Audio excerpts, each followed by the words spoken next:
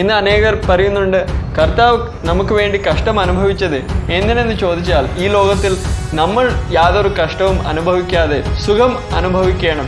അതുകൊണ്ടാണ് കർത്താവ് നമുക്ക് വേണ്ടി ബലിയായത്.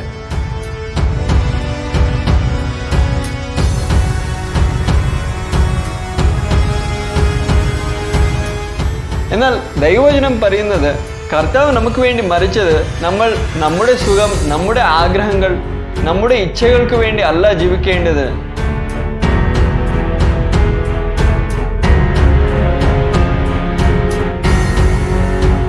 നമ്മൾ കർത്താവിന് വേണ്ടി ജീവിക്കണം. ആ ഉദ്ദേശം വെച്ചിട്ടാണ് കർത്താവ് നമുക്ക് വേണ്ടി ബലിയായത്.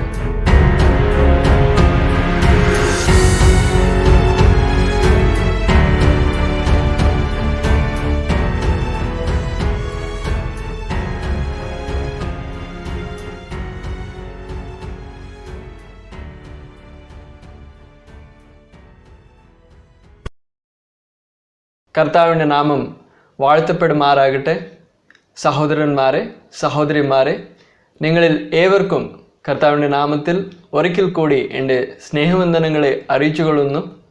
ഈ സന്ദേശത്തിൽ ഞാൻ നിങ്ങളോടൊപ്പം പങ്കിടുവാൻ ആഗ്രഹിക്കുന്ന വിഷയം, നമ്മുടെ ക്രിസ്തീയ ജീവിതത്തിൽ കർത്താവിൻ്റെ കൽപ്പനകളെ കൈക്കൊണ്ട് നമ്മൾ വിശ്വസ്തയോടു കൂടെ നടക്കുമ്പോൾ കർത്താവ് നമ്മിൽ പ്രസാദിച്ച് നമ്മുടെ വിശ്വസ്തതയ്ക്കും നമ്മുടെ അനുസരണത്തിനും കർത്താവ് നൽകുന്ന പ്രതിഫലം എന്താണ്?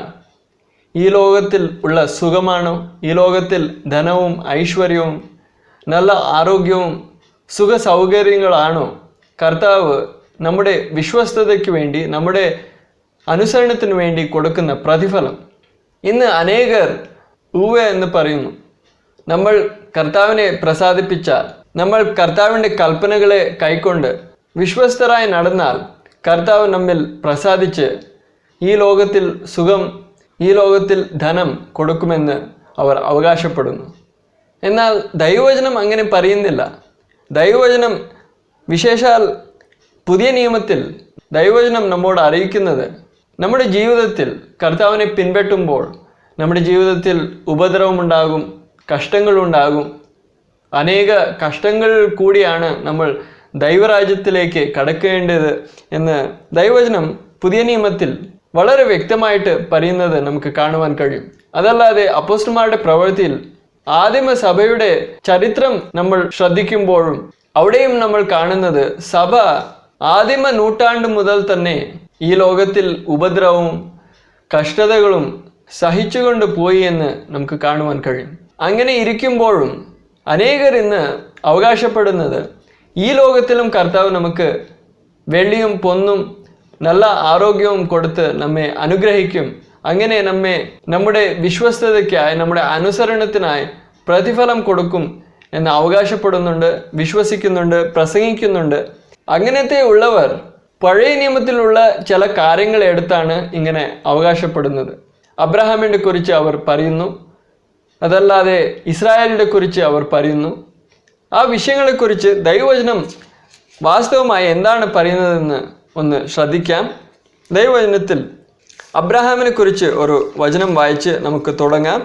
എബ്രായ ലേഖനം 11-ാമത്തെ അധ്യായം 8-ാമത്തെ വാക്യം നമുക്ക് വായിക്കാം.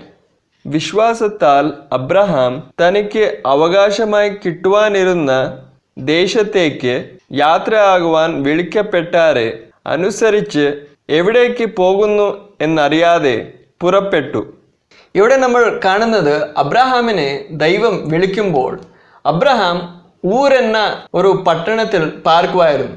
ആ ഊരെന്ന പട്ടണത്തെ വിട്ട്, തൻ്റെ പിതാവിൻ്റെ ഭവനത്തെ വിട്ട്, ഞാൻ കാണിപ്പാൻ ഇരിക്കുന്ന ഒരു ദേശത്തേക്ക് പുറപ്പെടുക എന്ന് കൽപ്പിക്കുമ്പോൾ ആ കൽപ്പനയെ അനുസരിച്ചുകൊണ്ട് അബ്രഹാം തൻ്റെ പിതാവിൻ്റെ ഭവനത്തെയും വിട്ട്, തൻ്റെ പിതൃദേശം ഊർ പട്ടണത്തെയും വിട്ട് പുറപ്പെട്ടു. ഇങ്ങനെ ഇവിടെ നമ്മൾ അബ്രഹാമിൻ്റെ ജീവിതത്തിൽ അനുസരണം നമുക്ക് കാണുവാൻ കഴിയുന്നു. ഈ അനുസരണത്തിൻ്റെ കാരണം, ദൈവം അവനെ സമ്പത്ത് കൊടുത്തു, വെള്ളിയും പൊന്നു കൊടുത്ത് അവനെ അനുഗ്രഹിച്ചു എന്ന് അവകാശപ്പെടാറുണ്ട്. അതിനെക്കുറിച്ച് നമുക്ക് ഉൽപ്പത്തി പുസ്തകം അതിൻ്റെ 13-ാമത്തെ അധ്യായം അതിൽ 2-ാമത്തെ വാക്യം നമുക്ക് വായിക്കാം. കന്നുകാലി, വെള്ളി, പൊന്ന് ഈ വകയിൽ അബ്രാം ബഹുസമ്പന്നനായിരുന്നു. ഇവിടെ അബ്രാം എന്ന് വായിക്കുന്നു. അബ്രഹാമിൻ്റെ പഴയ പേരായിരുന്നു. കുറെ കാലത്തിന് ശേഷം ദൈവം അബ്രാമിൻ്റെ പേര് അബ്രഹാം എന്ന് മാറ്റി. അതുകൊണ്ട് അബ്രാം എന്ന് ഇവിടെ വായിക്കുന്നു. ഇവിടെ ദൈവവചനം പറയുന്നത് കന്നുകാലി, വെള്ളി, പൊന്ന് ഈ വകയിൽ അബ്രാം ബഹുസമ്പന്നനായിരുന്നു. അപ്പോൾ ഇവിടെ നമ്മൾ കാണുന്നത് അബ്രഹാം ദൈവ വിളി കേട്ട്, ദൈവ ശബ്ദം കേട്ട്, ദൈവ കൽപ്പനയെ അനുസരിച്ചും കൊണ്ട് തൻ്റെ ഭവനത്തെ, തൻ്റെ പിതൃഭവനം, തൻ്റെ പട്ടണത്തെ വിട്ട് പുറപ്പെട്ട ശേഷം അവൻ ധനികനായി തീർന്നു എന്ന്. ഇത് നമ്മൾ കാണുമ്പോൾ നമുക്ക് തോന്നുന്നത് ദൈവം അവൻ്റെ അനുസരണത്തിന് ഇങ്ങനെ അവനെ അനുഗ്രഹിച്ച് അവൻ്റെ അനുസരണത്തിന് വേണ്ടി പ്രതിഫലം ഭൗതികമായി, ശാരീരികമായി വെള്ളിയും പൊന്നും കൊടുത്ത്, കന്നുകാലികളുടെ സമൃദ്ധി കൊടുത്ത് ഇങ്ങനെ അനുഗ്രഹിച്ചു എന്ന്. അതുമാത്രമല്ലാതെ ഇസ്രായേലിനെ കുറിച്ചും നമ്മൾ നോക്കുമ്പോൾ ആവർത്തന പുസ്തകം 28-ാമത്തെ അധ്യായം അതിൽ 1 മുതൽ 14 വരെ നമുക്ക് വായിക്കാം. ഇവിടെ യഹോവയായ ദൈവം മോശ മുഖാന്തരം തൻ്റെ ജനമായ ഇസ്രായേലോട് സംസാരിക്കുകയാണ്. നിന്റെ ദൈവമായ യഹോവയുടെ വാക്ക് നീ ശ്രദ്ധയോടെ കേട്ട് ഞാൻ ഇന്ന് നിന്നോട് ആജ്ഞാപിക്കുന്ന അവൻ്റെ സകല കൽപ്പനകളും പ്രമാണിച്ച് നടന്നാൽ നിന്റെ ദൈവമായ യഹോവ നിന്നെ ഭൂമിയിലുള്ള സർവ്വജാതികൾക്കും മീതെ ഉന്നതമാക്കും. നിന്റെ ദൈവമായ യഹോവയുടെ വാക്ക് കേട്ടനുസരിച്ചാൽ ഈ അനുഗ്രഹങ്ങളെല്ലാം നിനക്ക് സിദ്ധിക്കും. പട്ടണത്തിൽ നീ അനുഗ്രഹിക്കപ്പെടും, വയലിൽ നീ അനുഗ്രഹിക്കപ്പെടും. നിന്റെ ഗർഭഫലവും കൃഷിഫലവും മൃഗങ്ങളുടെ ഫലവും നിന്റെ കന്നുകാലികളുടെ പേരും ആടുകളുടെ പിറപ്പും അനുഗ്രഹിക്കപ്പെടും. നിന്റെ കുട്ടയും മാവ് കുഴയ്ക്കുന്ന തൊട്ടിയും അനുഗ്രഹിക്കപ്പെടും. അകത്ത് വരുമ്പോൾ നീ അനുഗ്രഹിക്കപ്പെടും, പുറത്തു പോകുമ്പോൾ നീ അനുഗ്രഹിക്കപ്പെടും. നിന്നോട് എതിർക്കുന്ന ശത്രുക്കളെ യഹോവ നിന്റെ മുൻപിൽ തോൽക്കുമാറാക്കും. അവർ ഒരു വഴിയായി നിന്റെ നേരെ വരും, 7 വഴിയായി നിന്റെ മുൻപിൽ നിന്ന് ഓടിപ്പോകും. യഹോവ നിന്റെ കളപ്പുറകളിലും നീ തൊടുന്ന എല്ലാറ്റിലും നിനക്ക് അനുഗ്രഹം കൽപ്പിക്കും. നിന്റെ ദൈവമായ യഹോവ നിനക്ക് തരുന്ന ദേശത്ത് അവൻ നിന്നെ അനുഗ്രഹിക്കും. നിന്റെ ദൈവമായ യഹോവയുടെ കൽപ്പനകൾ പ്രമാണിച്ച് അവൻ്റെ വഴികളിൽ നടന്നാൽ യഹോവ നിന്നോട് സത്യം ചെയ്തതുപോലെ നിന്നെ തനിക്ക് വിശുദ്ധ ജനമാക്കും. യഹോവയുടെ നാമം നിന്റെ മേൽ വിളിച്ചിരിക്കുന്നു എന്ന് ഭൂമിയിലുള്ള സകല ജാതികളും കണ്ട് നിന്നെ ഭയപ്പെടും. നിനക്ക് തരുമെന്ന് യഹോവ നിന്റെ പിതാക്കന്മാരോട് സത്യം ചെയ്ത ദേശത്ത് യഹോവ നിന്റെ നന്മയ്ക്കായി ഗർഭഫലത്തിലും കന്നുകാലികളുടെ ഫലത്തിലും നിന്റെ നിലത്തിലെ ഫലത്തിലും നിനക്ക് സമൃദ്ധി നൽകും. തക്ക സമയത്ത് നിന്റെ ദേശത്തിന് മഴ തരുവാനും നിന്റെ വേലയൊക്കെയും അനുഗ്രഹിപ്പാനും യഹോവ നിനക്ക് തൻ്റെ നല്ല ഭണ്ഡാരമായ ആകാശം തുറക്കും. നീ അനേകം ജാതികൾക്ക് വായ്പ കൊടുക്കും, എന്നാൽ നീ വായ്പ വാങ്ങുകയില്ല. ഞാൻ ഇന്ന് നിന്നോട് ആജ്ഞാപിക്കുന്ന നിന്റെ ദൈവമായ യഹോവയുടെ കൽപ്പനകൾ കേട്ട് പ്രമാണിച്ച് നടന്നാൽ യഹോവ നിന്നെ വാലല്ല തലയാക്കും. നീ ഉയർച്ച തന്നെ പ്രാപിക്കും, താഴ്ച പ്രാപിക്കയില്ല. ഞാൻ ഇന്ന് നിന്നോട് ആജ്ഞാപിക്കുന്ന വചനങ്ങളിൽ യാതൊന്നെങ്കിലും വിട്ട് അന്യദൈവങ്ങളെ പിന്തുടർന്ന് സേവിപ്പാൻ നീ ഇടത്തോട്ടോ വലത്തോട്ടോ മാറരുത്. അപ്പോൾ ഇവിടെ ദൈവം ഇസ്രായേൽ മക്കളോട് പറയുന്നത്, ഞാൻ നിങ്ങളുടെ മുൻപിൽ എൻ്റെ കൽപ്പനകളെ വയ്ക്കുകയാണ്. ഈ കൽപ്പനകളെ നിങ്ങൾ അനുസരിച്ചാൽ, എൻ്റെ വാക്ക് കേട്ട് വിശ്വസ്തയോടു കൂടെ ഞാൻ വാഗ്ദത്തം ചെയ്ത ആ ദേശം നിങ്ങൾക്ക് കൊടുക്കുമ്പോൾ, ആ ദേശത്ത് നിങ്ങൾ പാർക്കുമ്പോൾ, എൻ്റെ ന്യായപ്രമാണത്തെ കൈക്കൊണ്ട് കൽപ്പനകളെ അനുസരിച്ചുകൊണ്ട് നടന്നാൽ ഞാൻ നിങ്ങൾക്ക് ശാരീരികമായും ഭൗതികമായും സമൃദ്ധി നൽകി നിങ്ങളെ അനുഗ്രഹിക്കുമെന്ന് പറയുന്നതായി നമുക്ക് കാണുവാൻ കഴിയും. ഈ കാര്യം തീർച്ചയായിട്ടും ദൈവവചനത്തിലാണ്.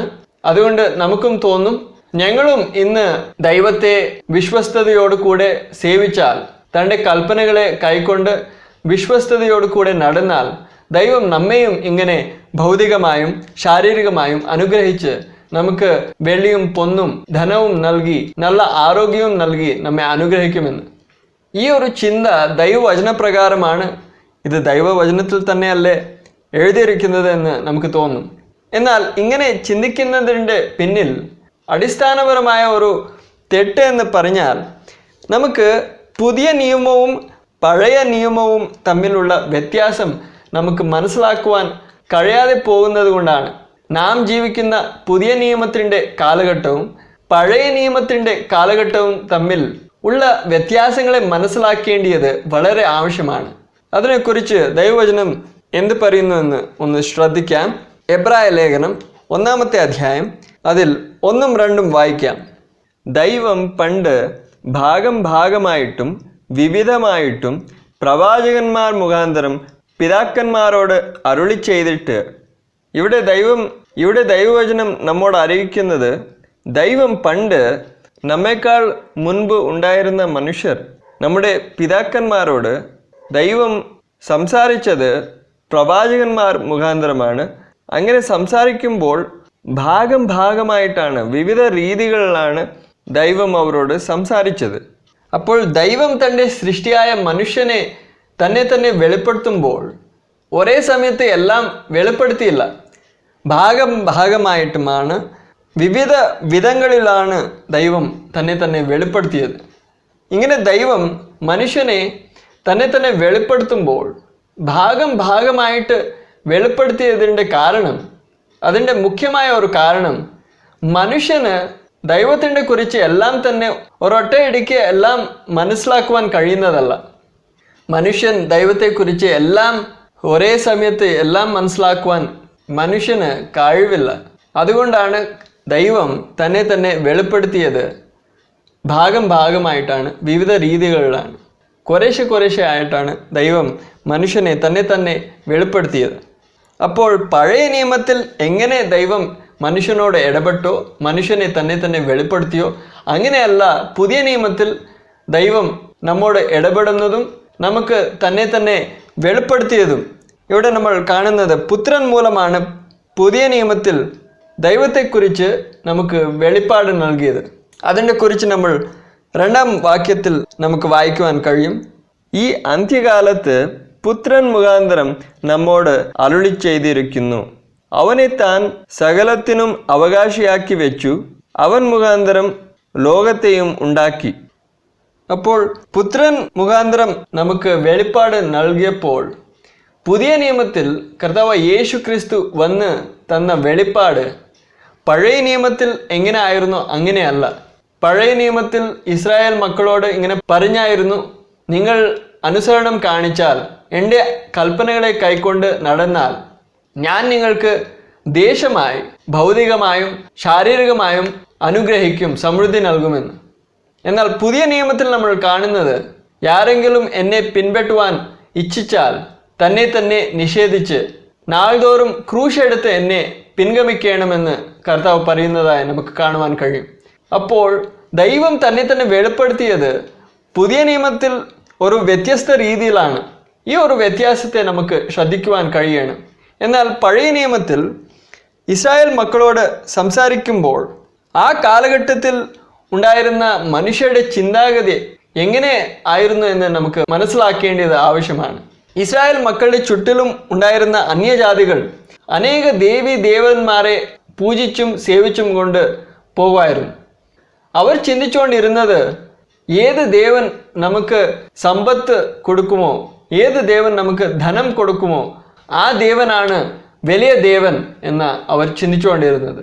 അതല്ലാതെ യുദ്ധങ്ങൾ നടക്കുമ്പോൾ നമ്മുടെ ശത്രുക്കളെ നശിപ്പിക്കുന്ന ഏത് ദേവനാണോ ആ ദേവനാണ് വലിയവൻ, ആ ദേവനാണ് ശക്തിയുള്ളവൻ.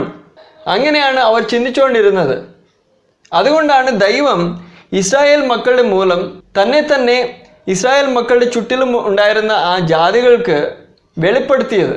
ഇസ്രായേൽ മക്കൾക്ക് സമ്പത്തും ശാരീരികമായ ഭൗതികമായ നന്മകളെ കൊടുത്ത് അവരെ അനുഗ്രഹിച്ച് അങ്ങനെ അവരുടെ ചുറ്റിലും ഉണ്ടായിരുന്ന ജാതികൾക്ക് തന്നെ വെളിപ്പെടുത്തിയത്. യുദ്ധങ്ങൾ നടക്കുമ്പോഴും ഇസ്രായേൽ മക്കൾക്ക് ജയം നൽകി തന്നെ വെളിപ്പെടുത്തി, ഞാൻ തന്നെയാണ് സർവശക്തനായ ദൈവം, ഏകമാത്ര സത്യദൈവം ഞാൻ തന്നെയാണെന്ന് വെളിപ്പെടുത്തി. അതിനെക്കുറിച്ച് നമ്മൾ ആവർത്തന പുസ്തകത്തിൽ നമ്മൾ വായിച്ചു. പിന്നെയും നമുക്ക് വായിക്കാം. ആവർത്തന പുസ്തകം 28-ാമത്തെ അധ്യായം അതിൽ 9 മുതൽ 11 വരെ നമുക്ക് വായിക്കാം. നിന്റെ ദൈവമായ യഹോവയുടെ കൽപ്പനകൾ പ്രമാണിച്ച് അവൻ്റെ വഴികളിൽ നടന്നാൽ യഹോവ നിന്നോട് സത്യം ചെയ്തതുപോലെ നിന്നെ തനിക്ക് വിശുദ്ധ ജനമാക്കും. യഹോവയുടെ നാമം നിന്റെ മേൽ വിളിച്ചിരിക്കുന്നു എന്ന് ഭൂമിയിലുള്ള സകല ജാതികളും കണ്ട് നിന്നെ ഭയപ്പെടും. ഇവിടെ നമ്മൾ ദൈവം ഇസ്രായേൽ മക്കളെ ഇങ്ങനെ ഭൗതികമായി ശാരീരികമായി അനുഗ്രഹിക്കുമ്പോൾ അതിൻ്റെ പിന്നിൽ ഉണ്ടായിരുന്ന ദൈവത്തിൻ്റെ ഉദ്ദേശം നമുക്ക് ഇവിടെ കാണുവാൻ കഴിയും. ഇവിടെ ദൈവവചനം പറയുന്നത് യഹോവയുടെ നാമം നിന്റെ മേൽ വിളിച്ചിരിക്കുന്നു എന്ന് ഭൂമിയിലുള്ള സകല ജാതികളും കണ്ട് നിന്നെ ഭയപ്പെടും. ഇങ്ങനെ ദൈവം ഇസ്രായേൽ മക്കളുടെ ചുറ്റിലും ഉണ്ടായിരുന്ന ജാതികൾക്ക് തന്നെ വെളിപ്പെടുത്തുമായിരുന്നു. അതിൻ്റെ ശേഷം നാം വായിക്കുന്നത്, നിനക്ക് തരുമെന്ന് യഹോവ നിന്റെ പിതാക്കന്മാരോട് സത്യം ചെയ്ത ദേശത്ത് യഹോവ നിന്റെ നന്മയ്ക്കായി ഗർഭഫലത്തിലും കന്നുകാലികളുടെ ഫലത്തിലും നിന്റെ നിലത്തിലെ ഫലത്തിലും നിനക്ക് സമൃദ്ധി നൽകും. ഇങ്ങനെ ദൈവം ഇസ്രായേൽ മക്കളെ ശാരീരികമായി ഭൗതികമായി അനുഗ്രഹിച്ച് അവിടെ ചുറ്റിലും ഉണ്ടായിരുന്ന ജാതികൾക്ക് തന്നെ വെളിപ്പെടുത്തുമായിരുന്നു. താൻ മാത്രമാണ് ഏക സത്യദൈവം, താൻ മാത്രമാണ് സർവശക്തനായ ദൈവമെന്ന് വെളിപ്പെടുത്തുമായിരുന്നു.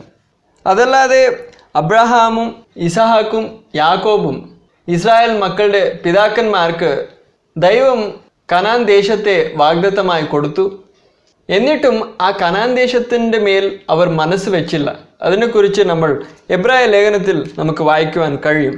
എബ്രായ ലേഖനം അതിൽ 11-ാമത്തെ അധ്യായം അതിൽ 9-ഉം 10-ഉം നമുക്ക് വായിക്കാം. വിശ്വാസത്താൽ അവൻ, ഇവിടെ അവൻ എന്ന് വായിക്കുമ്പോൾ അബ്രഹാമാണ്. അബ്രഹാമിനെ കുറിച്ച് നമ്മൾ 8-ാമത്തെ വചനത്തിൽ നമ്മൾ കണ്ടു. അപ്പോൾ ദൈവവചനം പറയുന്നത്, വിശ്വാസത്താൽ അവൻ വാഗ്ദത്ത ദേശത്ത് ഒരു അന്യദേശത്ത് എന്ന പോലെ ചെന്ന് വാഗ്ദത്തത്തിന് കൂട്ടവകാശികളായ ഇസഹാക്കിനോടും യാക്കോബിനോടും കൂടെ കൂടാരങ്ങളിൽ പാർത്തുകൊണ്ട് ദൈവം ശില്പിയായി നിർമ്മിച്ചതും അടിസ്ഥാനങ്ങളുള്ളതുമായ നഗരത്തിനായി കാത്തിരുന്നു. ഇവിടെ നമ്മൾ കാണുന്നത് ദൈവം അബ്രാഹാമിനും തൻ്റെ മകനായ ഇസഹാക്കിനും കൊച്ചുമകനായ യാക്കോബിനും ഒരു ഭൗതികമായ അനുഗ്രഹം കൊടുത്തു. കനാൻ ദേശമെന്ന ഒരു ദേശം അവർക്ക് വാഗ്ദത്തമായി കൊടുത്തു. എന്നാലും ആ ദേശത്തിന്മേൽ അവർ മനസ്സ് വെച്ചില്ല. ഇന്ന് നമ്മൾ പറയുന്നു അബ്രഹാമിന് ദൈവം വെള്ളിയും പൊന്നും കൊടുത്ത് അനുഗ്രഹിച്ചു, നമ്മയും അങ്ങനെ അനുഗ്രഹിക്കും. എന്നാൽ അബ്രഹാം ഈ ഭൗതിക സുഖങ്ങളെ കണ്ട്, ഈ ശാരീരികമായ ഭൗതികമായ ധനത്തെ കണ്ട് അവയിന്മേൽ അബ്രഹാം മനസ്സ് വെച്ചില്ല.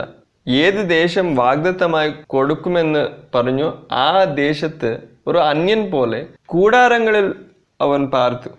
ഇങ്ങനെ കൂടാരങ്ങളിൽ പാർക്കണമെന്ന് ദൈവം ഒരിക്കലും കൽപ്പിച്ചിട്ടില്ലായിരുന്നു. എന്നിട്ടും ആ വാഗ്ദത്ത ദേശത്ത് അബ്രഹാം കൂടാരങ്ങളിൽ പാർക്കുവാണ്. അവൻ മാത്രമല്ല, തൻ്റെ മകനായ ഇസഹാക്കിനോട് കൂടെ തൻ്റെ കൊച്ചുമകനായ യാക്കോബിനോട് കൂടെ കൂടാരങ്ങളിൽ പാർക്കുന്നത് നമുക്ക് കാണുവാൻ കഴിയും. അവരുടെ മനസ്സ് ഈ ലോകത്തിന്മേൽ ആയിരുന്നില്ല, അവരുടെ മനസ്സ് ദൈവത്തിന്മേലായിരുന്നു. ദൈവം ശില്പിയായും അടിസ്ഥാനങ്ങളുള്ള ആ സ്വർഗീയ നഗരത്തിനു വേണ്ടി അവർ കാംക്ഷിച്ച് അതിനുവേണ്ടി കാത്തിരുന്നു. അതിൻ്റെ മേൽ അവർ മനസ്സ് വെച്ചായിരുന്നു. അതിൻ്റെ ശേഷം നമ്മൾ 13-ാമത്തെ വാക്യം മുതൽ 16 വരെ നമുക്ക് വായിക്കാം. ഇവരെല്ലാവരും വാഗ്ദത്ത നിവൃത്തി പ്രാപിക്കാതെ ദൂരത്ത് നിന്ന് അത് കണ്ട് അഭിവന്ദിച്ചും ഭൂമിയിൽ തങ്ങൾ അന്യരും പരദേശികളുമെന്ന് ഏട്ട് പറഞ്ഞും കൊണ്ട് വിശ്വാസത്തിൽ മരിച്ചു. അപ്പോൾ കാണുക, പഴയ നിയമത്തിലും പഴയ നിയമ ഭക്തന്മാരായ അബ്രഹാം, ഇസഹാക്ക്, യാക്കോബ് ഇവരെല്ലാവരും നമ്മൾ ഈ ലോകത്തിൽ അന്യരാണ്, പരദേശികളാണെന്ന് ഏറ്റുപറഞ്ഞു. അതിനുശേഷം നമ്മൾ വായിക്കുന്നത്, ഇങ്ങനെ പറയുന്നവർ ഒരു പിതൃദേശം അന്വേഷിക്കുന്നു എന്ന് കാണിക്കുന്നു. അവർ വിട്ടുപോന്നതിനെ ഓർത്തുവെങ്കിൽ മടങ്ങിപ്പോകുവാൻ ഇട ഉണ്ടായിരുന്നുവല്ലോ. അവരോ അധികം നല്ലതിനെ, സ്വർഗീയമായതിനെ തന്നെ കാംക്ഷിച്ചിരുന്നു. ആകയാൽ ദൈവം അവരുടെ ദൈവമെന്ന് വിളിക്കപ്പെടുവാൻ ലജ്ജിക്കുന്നില്ല. അപ്പോൾ അവർ എവിടെ നിന്ന് വന്നായിരുന്നു? ഊർ എന്ന ആ പട്ടണത്തിൽ നിന്ന് അവർ പുറപ്പെട്ടു. അവർ ആ ദേശത്ത് മടങ്ങിപ്പോകുവാൻ മനസ്സ് ഉണ്ടായിരുന്നെങ്കിൽ അവിടേക്ക് മടങ്ങിപ്പോകാമായിരുന്നു. എന്നാൽ അവർ അങ്ങനെ ചെയ്തില്ല. വാഗ്ദത്ത ദേശത്തിലും അവർ അന്യരായും പരദേശികളുമായി കൂടാരങ്ങളിൽ പാർത്തു. അതുകൊണ്ട് ഇവിടെ നമ്മൾ വായിക്കുന്നത് ദൈവം അവരുടെ ദൈവമായി വിളിക്കപ്പെടുവാൻ ലജ്ജിക്കുന്നില്ല. അതുമാത്രമല്ലാതെ നമ്മൾ വായിക്കുന്നത് അവൻ അവർക്കായി ഒരു നഗരം ഒരുക്കിയിരിക്കുന്നുവല്ലോ. അവർക്കായി ഒരു നഗരം ദൈവം ഒരുക്കിയിരിക്കുകയാണ്. അതുമാത്രമല്ലാതെ അബ്രാഹാമിൻ്റെ സന്തതിയായ ഇസ്രായേൽ മക്കളുടെ ജീവിതത്തിലും കഷ്ടത നമുക്ക് കാണുവാൻ കഴിയും. ആദ്യമായി മിസ്രയീമിൽ അവർ കഷ്ടപ്പെടുന്നത് നമുക്ക് കാണുവാൻ കഴിയും. അങ്ങനെ അബ്രഹാമിൻ്റെ സന്തതിയുടെ ജീവിതത്തിൽ ദൈവം എന്തിനാണ് കഷ്ടത അനുവദിച്ചത്? അതിൽ ഒരു കാരണം, അവർ മിസ്രയീമിൽ ആയിരുന്നപ്പോൾ അവർ അന്യ ദേവന്മാരെ സേവിച്ചു. അതുകൊണ്ട് ഒരു ശാസന എന്ന പോലെ ദൈവം അവരുടെ ജീവിതത്തിൽ കഷ്ടത അയച്ചു. യോസേഫിനെ അറിയാത്ത ഒരു ഫറവോനെ ദൈവം എഴുന്നേൽപ്പിച്ചു. ആ ഫറവോൻ അവരെ അടിമകളാക്കി വളരെ ഉപദ്രവിച്ചു, വളരെ കഷ്ടപ്പെടുത്തി. എന്നാൽ അവർ കനാൻ ദേശത്ത് നിന്ന് യാക്കോബിന്റെ കൂടെ യോസേഫിന്റെ സമയത്ത് അവർ മിസ്രൈമിൽ വന്നപ്പോൾ അവർക്ക് നല്ല സുഖം ലഭിച്ചു. അതിഥികളായിട്ടാണ് അവർ മിസ്രൈമിലേക്ക് വന്നത്. എന്നാൽ മിസ്രൈമിൽ അവർക്ക് സുഖം ലഭിച്ചതുകൊണ്ട് അവർക്ക് മിസ്രൈമിനെ വിട്ട് കനാൻ ദേശത്ത് പോയി അവിടെയുള്ള ജാതികൾ എതിരെ യുദ്ധങ്ങൾ നടത്തി ആ വാഗ്ദത്ത ദേശത്തെ കൈവശമാക്കുവാൻ അവർക്ക് മനസ്സില്ലാതെ പോയി. ദൈവം അവരുടെ പിതാക്കന്മാരായ അബ്രഹാമിനും ഇസഹാക്കിനും യാക്കോബിനും വാഗ്ദത്തം ചെയ്തിട്ടുണ്ട് എന്ന് അവർക്ക് നല്ലവണ്ണം അറിയാം. എന്നിട്ടും മിസ്രൈമിൽ അവർ നല്ലതുപോലെ സെറ്റിലായി, അവർക്ക് നല്ല സുഖം ലഭിച്ചു. അതുകൊണ്ട് ദൈവം അവരുടെ കൂടിനെ എളുക്കുവാൻ യോസേഫിനെ അറിയാത്ത ഒരു ഫറവോനെ എഴുന്നേൽപ്പിച്ചു. ഇത് ഇസ്രായേൽ മക്കളുടെ ജീവിതത്തിൽ കഷ്ടത വരുന്നതിൻ്റെ പിൻപിൽ ഉണ്ടായിരുന്ന മുഖ്യ കാരണം. എന്നാൽ അതോടൊപ്പം ഇത് ഒരു ശാസനയും കൂടി ആയിരുന്നു. എന്തിനെന്ന് ചോദിച്ചാൽ മിസ്രൈമിൽ ഇസ്രായേൽ മക്കൾ അന്യ ദേവന്മാരെ സേവിച്ചു എന്ന് നമുക്ക് യഹോശുവയുടെ പുസ്തകം 24-ാമത്തെ അധ്യായം 14-ാമത്തെ വാക്യത്തിൽ ഒരു സൂചന കാണുവാൻ കഴിയും. ആകയാൽ നിങ്ങൾ യഹോവയെ ഭയപ്പെട്ട് അവനെ പരമാർത്ഥതയോടും വിശ്വസ്തയോടും കൂടെ സേവിപ്പിൻ. നിങ്ങളുടെ പിതാക്കന്മാർ നദിക്കക്കരയും മിസ്രയീമിലും വെച്ച് സേവിച്ച ദേവന്മാരെ ഉപേക്ഷിക്കുകയും. ഇവിടെ നമ്മൾ വായിക്കുന്നത് നിങ്ങളുടെ പിതാക്കന്മാർ മിസ്രയീമിലും വെച്ച് സേവിച്ച ദേവന്മാരെ ഉപേക്ഷിക്കുകയും യഹോവയെ തന്നെ സേവിക്കുകയും ചെയ്യുവിൻ.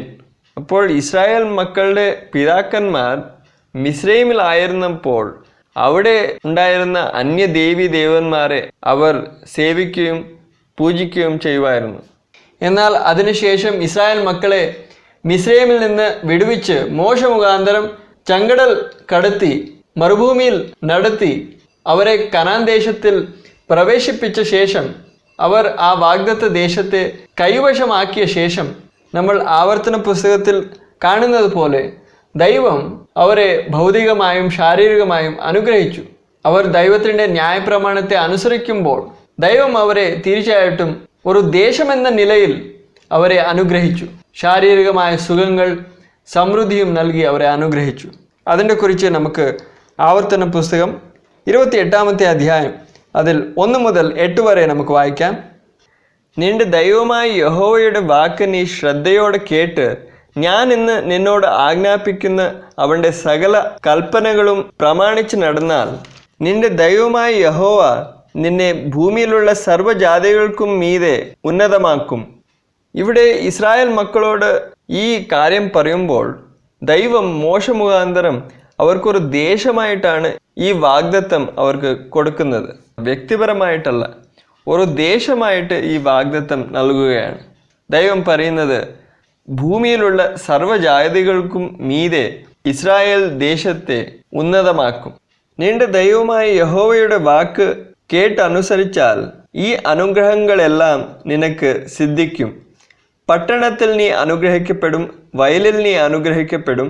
നിന്റെ ഗർഭഫലവും കൃഷിഫലവും മൃഗങ്ങളുടെ ഫലവും നിന്റെ കന്നുകാലികളുടെ പേരും ആടുകളുടെ പിറപ്പും അനുഗ്രഹിക്കപ്പെടും. നിന്റെ കുട്ടയും മാവ് കുഴയ്ക്കുന്ന തൊട്ടിയും അനുഗ്രഹിക്കപ്പെടും. അകത്തു വരുമ്പോൾ നീ അനുഗ്രഹിക്കപ്പെടും, പുറത്തു പോകുമ്പോൾ നീ അനുഗ്രഹിക്കപ്പെടും. നിന്നോട് എതിർക്കുന്ന ശത്രുക്കളെ യഹോവ നിന്റെ മുൻപിൽ തോൽക്കുമാറാക്കും. അവർ ഒരു വഴിയായി നിന്റെ നേരെ വരും, 7 വഴിയായി നിന്റെ മുൻപിൽ നിന്ന് ഓടിപ്പോകും. യഹോവ നിന്റെ കളപ്പുരകളിലും നീ തൊടുന്ന എല്ലാറ്റിലും നിനക്ക് അനുഗ്രഹം കൽപ്പിക്കും. നിന്റെ ദൈവമായ യഹോവ നിനക്ക് തരുന്ന ദേശത്ത് അവൻ നിന്നെ അനുഗ്രഹിക്കും. അപ്പോൾ ഈ എല്ലാ അനുഗ്രഹങ്ങൾ, ഈ എല്ലാ ശാരീരികമായ ഭൗതികമായ അനുഗ്രഹങ്ങൾ ദൈവം ഇസ്രായേൽ മക്കളോട് ഒരു ദേശമായിട്ടാണ് വാഗ്ദത്തം ചെയ്തത്. ദൈവം ഇങ്ങനെ ഇസ്രായേൽ മക്കളെ ഒരു ദേശമെന്ന നിലയിൽ ശാരീരികവും ഭൗതികമായ നന്മകളെ നൽകുന്ന ആ സമയത്തും പഴയ നിയമ കാലഘട്ടത്തിൽ ഉണ്ടായിരുന്ന പ്രവാചകന്മാരെ ദൈവം അങ്ങനെ ശാരീരികമായും ഭൗതികമായ സുഖങ്ങളെ കൊടുത്ത് അനുഗ്രഹിച്ചില്ല. പഴയ നിയമ പ്രവാചകന്മാരായ യെരമ്യ, ദാനിയേൽ, ഏലിയാവ് ഇവരുടെ ജീവിതത്തിലൊക്കെയും കഷ്ടതകൾ വന്നതായി നമുക്ക് വ്യക്തമായി ദൈവവചനത്തിൽ കാണുവാൻ കഴിയും. അവരുടെ ജീവിതത്തിൽ കഷ്ടത വന്നത് പാപം നിമിത്തമല്ല, അവരുടെ ജീവിതത്തിൽ അനുസരണക്കേടുണ്ടായിരുന്നത് കൊണ്ടല്ല. അതിനെ മറിച്ച് അവർ വളരെ വിശ്വസ്തരായിരുന്നു, ദൈവത്തിനു വേണ്ടി വളരെ എരിവുള്ളവരായിരുന്നു. അവർ ഒഴികെ ബാക്കി ദേശമൊക്കെയും അന്യദേവി ദേവന്മാരെ സേവിക്കുമ്പോൾ യഹോവയുടെ ന്യായപ്രമാണത്തെ ഉപേക്ഷിച്ച ആ കാലഘട്ടത്തിൽ അവർ യഹോവയ്ക്ക് വേണ്ടി ധൈര്യമായി നിന്ന് അവരുടെ പ്രാണനെ അപായത്തിലാക്കി പിന്മാറ്റത്തിലേക്ക് പോയിരുന്ന ഇസ്രായേൽ മക്കളെ അവർ മാനസാന്തരത്തിലേക്ക് വിളിക്കുമായിരുന്നു. അവർ ദൈവത്തിനു വേണ്ടി ധൈര്യമായി തൻ്റെ വചനം ഘോഷിച്ചപ്പോഴും ദൈവത്തിനു വേണ്ടി വിശ്വസ്തയോടു കൂടെ തങ്ങളുടെ ജീവിതത്തെ നയിച്ചപ്പോഴും ദൈവം ഈ ലോകത്തിൽ അവർക്ക് സുഖം ധനവും നൽകിയില്ല. ഇത് പഴയ നിയമത്തിൻ്റെ കാര്യമാണ്. പഴയ നിയമത്തിൻ്റെ കാലഘട്ടത്തിലും പ്രവാചകന്മാർ കഷ്ടം അനുഭവിച്ചു. അത് പാപം നിമിത്തമല്ല. ആ കാലഘട്ടത്തിൽ പഴയ നിയമത്തിൽ ഇസ്രായേൽ മക്കളുടെ കൂടെ ഒരു ദേശം എന്ന നിലയിൽ ദൈവം ഒരു ഉടമ്പടി ചെയ്തായിരുന്നു. നിങ്ങൾ എൻ്റെ കൽപ്പനയെ അനുസരിച്ചാൽ ഞാൻ നിങ്ങളെ ശാരീരികമായും ഭൗതികമായും ഞാൻ അനുഗ്രഹിക്കും. എങ്കിലും വ്യക്തിപരമായി നമ്മൾ നോക്കുമ്പോൾ ആ കാലഘട്ടത്തിലും വ്യക്തിപരമായി അങ്ങനെ അല്ലായിരുന്നു. അനുസരണത്തിനു വേണ്ടി പ്രതിഫലം ശാരീരികമായ ഭൗതികമായ സുഖം അന്നേരത്തും അല്ലായിരുന്നു. എന്നാൽ ദേശം എന്ന നിലയിൽ ഇസ്രായേൽ മക്കളെ അങ്ങനെ എന്തിനു വേണ്ടി നടത്തിയെന്ന് നമ്മൾ ഇതിനു മുൻപ് തന്നെ നമ്മൾ കണ്ടു കഴിഞ്ഞു.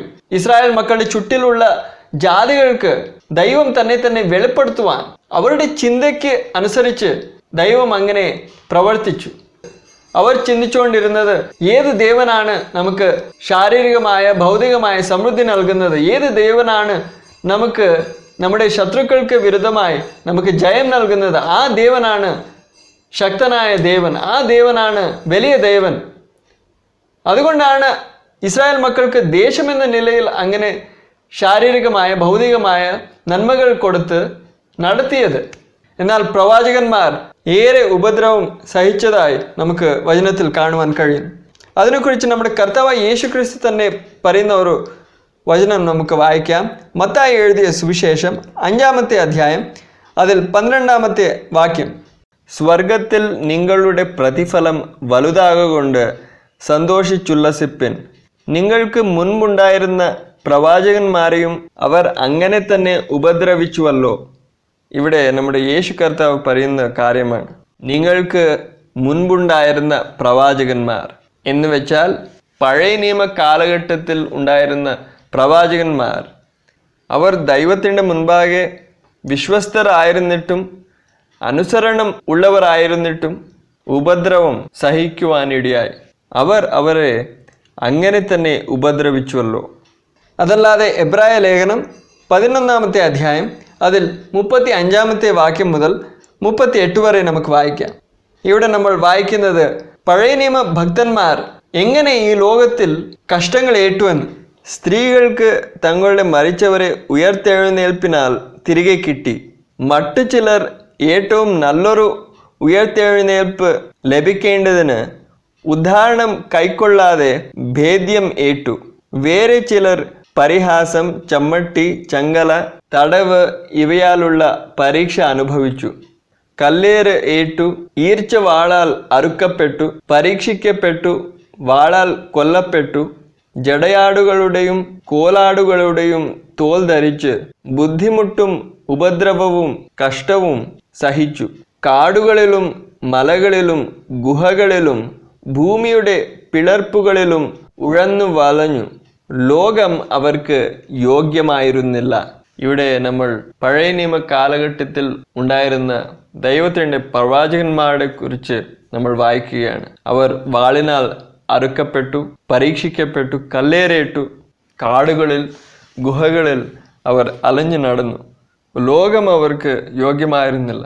ഇത്ര വിശ്വസ്തരായ ശ്രേഷ്ഠരായ ദൈവത്തിൻ്റെ ദാസന്മാരായ പ്രവാചകന്മാർക്ക് ഈ ലോകത്തിൽ കിട്ടിയത് സുഖമല്ല, ധനമല്ല, അവർക്ക് കഷ്ടവും ഉപദ്രവവുമാണ് ഈ ലോകത്തിൽ കിട്ടിയത്.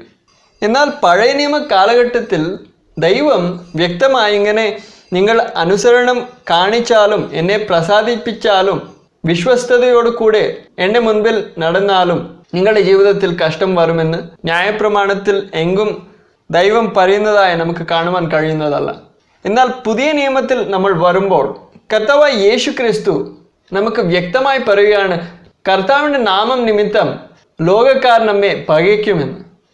ഈ ലോകത്തിൽ നമുക്ക് കഷ്ടതയുണ്ടെന്ന് കർത്താവ് വ്യക്തമായി പറയുകയാണ്. എന്നാൽ പഴയ നിയമത്തിൽ നമുക്ക് കാണുവാൻ കഴിയുന്നത് ദൈവം പറയുന്നത്, നിങ്ങളുടെ ജീവിതത്തിൽ അനുസരണക്കേട് കാണിച്ചാൽ, എന്നെ വിട്ട് അന്യ ദേവി ദേവന്മാരെ നിങ്ങൾ പൂജിച്ചാൽ, എൻ്റെ ന്യായപ്രമാണത്തെ നിങ്ങൾ ലംഘിച്ചാൽ ഞാൻ കഷ്ടതകളെ അയക്കും, ഞാൻ നിങ്ങളെ ശാസിക്കും, ഞാൻ നിങ്ങളെ തല്ലും. അതിനെക്കുറിച്ച് നമ്മൾ പഴയ നിയമത്തിൽ മാത്രമല്ല പുതിയ നിയമത്തിലും നമുക്ക് കാണുവാൻ കഴിയും.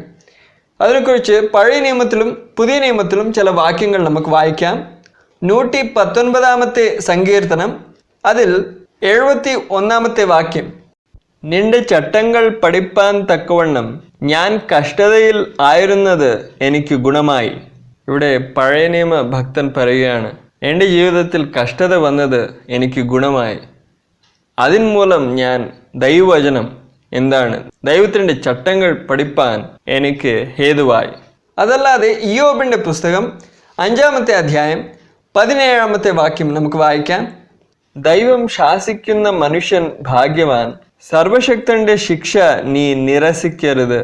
ഇവിടെ പഴയ നിയമ ഭക്തനായ ഇയ്യോബ് കഷ്ടം അനുഭവിക്കുമ്പോൾ തൻ്റെ സ്നേഹിതന്മാർ ഓരോരുത്തരും ഇങ്ങനെ അവനോട് സംസാരിക്കുമ്പോൾ പറയുകയാണ്, നിന്റെ ജീവിതത്തിൽ പാപമുണ്ടായിരിക്കാം, നീ നിന്റെ പാപത്തെ ഏറ്റുപറഞ്ഞ് മാനസാന്തരപ്പെടുക, ദൈവം നിന്നെ ക്ഷമിക്കും, ദൈവം നിന്നെ ശാസിക്കുവാണെന്ന് അവർ പറഞ്ഞു.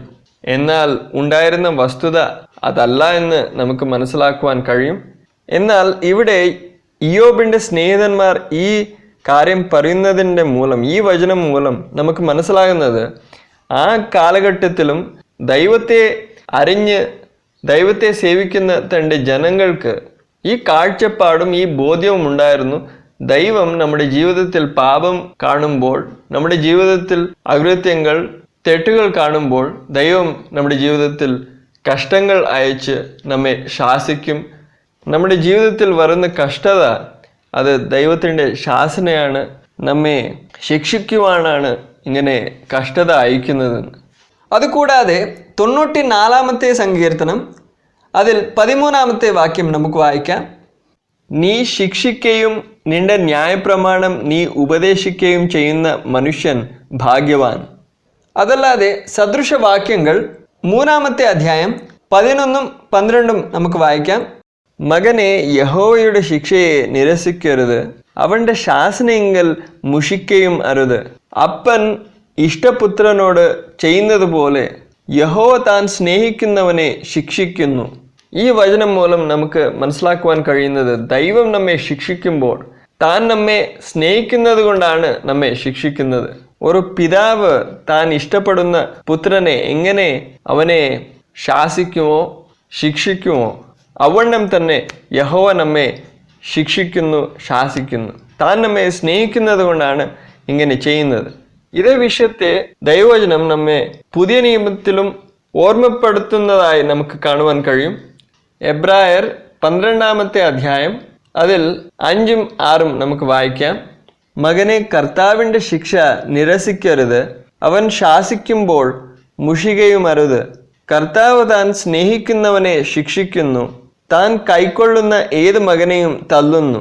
എന്നിങ്ങനെ മക്കളോട് എന്ന പോലെ നിങ്ങളോട് സംവാദിക്കുന്ന പ്രബോധനം നിങ്ങൾ മറന്നു കളഞ്ഞുവോ? ഇവിടെ ദൈവവചനം പുതിയ നിയമത്തിൽ നമ്മെ ഓർമ്മപ്പെടുത്തുകയാണ്. പഴയ നിയമത്തിൽ ഉണ്ടായിരുന്ന അതേ പ്രബോധനം ദൈവം നമ്മെ ശിക്ഷിക്കുമ്പോൾ, നമ്മെ തള്ളുമ്പോൾ, നമ്മെ ശാസിക്കുമ്പോൾ അത് താൻ നമ്മെ സ്നേഹിക്കുന്നത് കൊണ്ടാണ് ഇങ്ങനെ ചെയ്യുന്നതെന്ന് ദൈവവചനം നമ്മെ ഓർമ്മപ്പെടുത്തുകയാണ്. ഈ പ്രബോധനത്തെ മറക്കരുത്. അപ്പോൾ നമ്മൾ കണ്ടത് പഴയ നിയമത്തിലും പുതിയ നിയമത്തിലും ഒരേപോലെ ദൈവത്തിൻ്റെ ജനത്തിന് ദൈവം ഇങ്ങനെ നമ്മുടെ ജീവിതത്തിൽ പാപം കാണുമ്പോൾ, നമ്മുടെ ജീവിതത്തിൽ അനുസരണക്കേട് കാണുമ്പോൾ ശാസനത്തിനായി ദൈവം കഷ്ടതയെ അനുവദിക്കുമെന്ന് നല്ല ബോധ്യമുണ്ടായിരുന്നു. ഇത് പഴയ നിയമത്തിലും പുതിയ നിയമത്തിലും നമുക്ക് കാണുവാൻ കഴിയും. എന്നാൽ പുതിയ നിയമത്തിൽ നമ്മൾ കാണുന്നത് കർത്താവിനെ നമ്മൾ വിശ്വസ്തയോടു കൂടെ പിൻപറ്റുമ്പോഴും അനുസരണക്കേടിന് വേണ്ടി തള്ളായിട്ടല്ല, ഒരു ശാസനയായിട്ടല്ല, കർത്താവ് വേറെ കാരണങ്ങൾ നിമിത്തം കഷ്ടങ്ങളെ അയക്കുന്നതായി നമുക്ക് കാണുവാൻ കഴിയും. ആ കാരണങ്ങൾ ഏതൊക്കെയാണെന്ന് കർത്താവ് സഹായിച്ചാൽ കാണാം.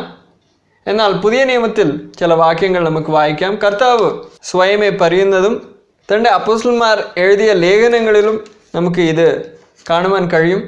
കർത്താവിനെ നമ്മൾ പിൻപറ്റുമ്പോൾ, കർത്താവിന് നമ്മൾ അനുസരണമുള്ളവരാണ്, നമ്മൾ വിശ്വസ്തരാണെങ്കിലും കർത്താവ് നമ്മുടെ ജീവിതത്തിൽ കഷ്ടത അനുവദിക്കുമെന്ന് നമുക്ക് കാണുവാൻ കഴിയും. തിമോത്തിയോസിന് എഴുതിയ 2-ാമത്തെ ലേഖനം 3-ാമത്തെ അധ്യായം 12-ാമത്തെ വാക്യം. എന്നാൽ ക്രിസ്തു യേശുവിൽ ഭക്തിയോടെ ജീവിപ്പാൻ മനസ്സുള്ളവർക്ക് എല്ലാം ഉപദ്രവം ഉണ്ടാകും. അപ്പോൾ നമ്മുടെ ജീവിതത്തിൽ പാപം ഉള്ളതുകൊണ്ടല്ല, നമ്മുടെ ജീവിതത്തിൽ തെറ്റുകൾ ഉള്ളത് കൊണ്ടല്ല, നമ്മൾ ക്രിസ്തു യേശുവിൽ ഭക്തിയോട് ജീവിപ്പാൻ ആഗ്രഹിക്കുന്നത് കൊണ്ട്, നമുക്ക് ഈ ലോകം യോഗ്യമല്ലാത്തത് കൊണ്ട് ഈ ലോകത്തിൽ നമുക്ക് ഉപദ്രവം ഉണ്ടാകും. അപ്പോൾ ഈ ലോകത്തിൽ ദൈവമക്കൾക്ക് ഉപദ്രവം ഉണ്ടെന്ന സത്യം മറന്നു പോകരുത്. അതല്ലാതെ മത്തായി എഴുതിയ സുവിശേഷം 10-ാമത്തെ അധ്യായം 22-ാമത്തെ വാക്യം വായിക്കാം. എൻ്റെ നാമം നിമിത്തം എല്ലാവരും നിങ്ങളെ പകയ്ക്കും, അവസാനത്തോളം സഹിച്ചു നിൽക്കുന്നവനോ രക്ഷിക്കപ്പെടും. ഇവിടെ നമ്മുടെ കർത്താവായ യേശു ക്രിസ്തു പറയുകയാണ്, നമ്മെ തൻ്റെ നാമം നിമിത്തം, ക്രിസ്തുവിൻ്റെ നാമം നിമിത്തം ഈ ലോകക്കാർ നമ്മെ പകയ്ക്കും. അങ്ങനെ ഈ ലോകം നമ്മെ പകയ്ക്കുമ്പോഴും നമ്മൾ കർത്താവിന് വേണ്ടി വിശ്വസ്തരായി ഉപദ്രവവും വേദനയും സഹിച്ചുകൊണ്ട് വിശ്വസ്തയോടുകൂടെ കർത്താവിനെ തള്ളിപ്പറയാതെ അവസാനത്തോളം നിൽക്കുന്നവനാണ് രക്ഷ പ്രാപിക്കുവാൻ കഴിയുന്നത്. കർത്താവിൻ്റെ മുന്നിൽ പ്രതിഫലങ്ങൾ വാങ്ങേണ്ടതിന് നിൽക്കുവാൻ കഴിയുന്നത്. എന്നാൽ അതിനുവേണ്ടി നമുക്ക് ഈ ലോകത്തിൽ നമുക്കുള്ള കഷ്ടതയെ സഹിച്ചേ മതിയാകുള്ളൂ. അതല്ലാതെ അപ്പോസ്തലന്മാരുടെ പ്രവൃത്തികൾ 14-ാമത്തെ അധ്യായം 22-ാമത്തെ വാക്യം വായിക്കാം.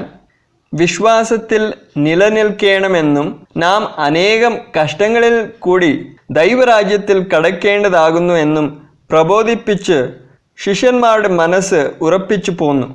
ഇവിടെ അപ്പോസ്തലനായ പൗലോസും ബർന്നബാസും ആദിമ നൂറ്റാണ്ടിലുണ്ടായിരുന്ന സഭയുടെ വിശ്വാസികളെ പ്രബോധിപ്പിക്കുന്നത് നമുക്കിവിടെ കാണുവാൻ കഴിയുന്നു.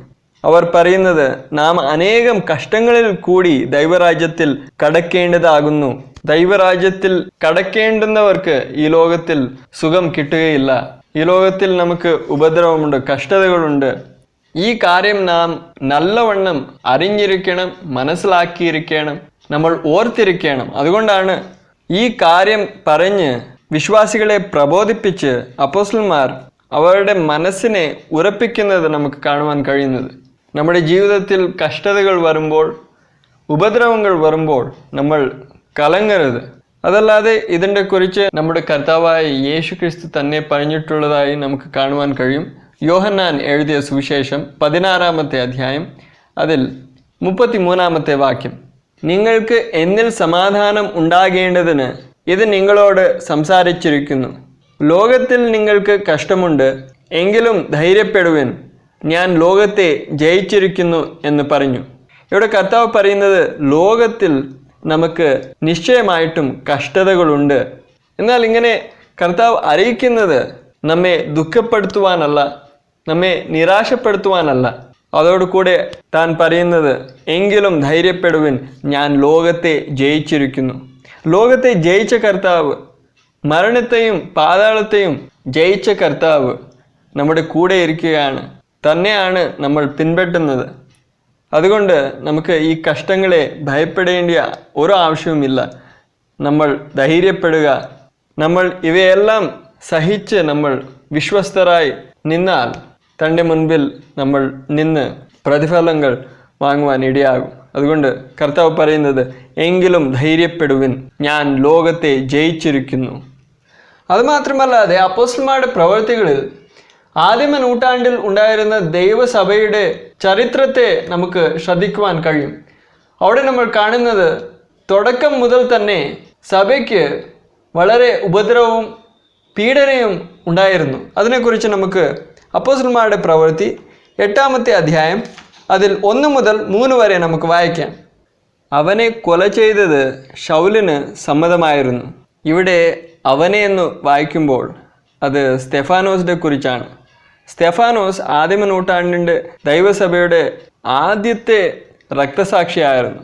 തൻ്റെ കൊല ചെയ്തത് ശൗലിന് സമ്മതമായിരുന്നു എന്ന് ഇവിടെ നമ്മൾ വായിക്കുന്നു. അതിനുശേഷം നമ്മൾ വായിക്കുന്നത് അന്ന് യെരൂശലേമിലെ സഭയ്ക്ക് ഒരു വലിയ ഉപദ്രവം നേരിട്ടു.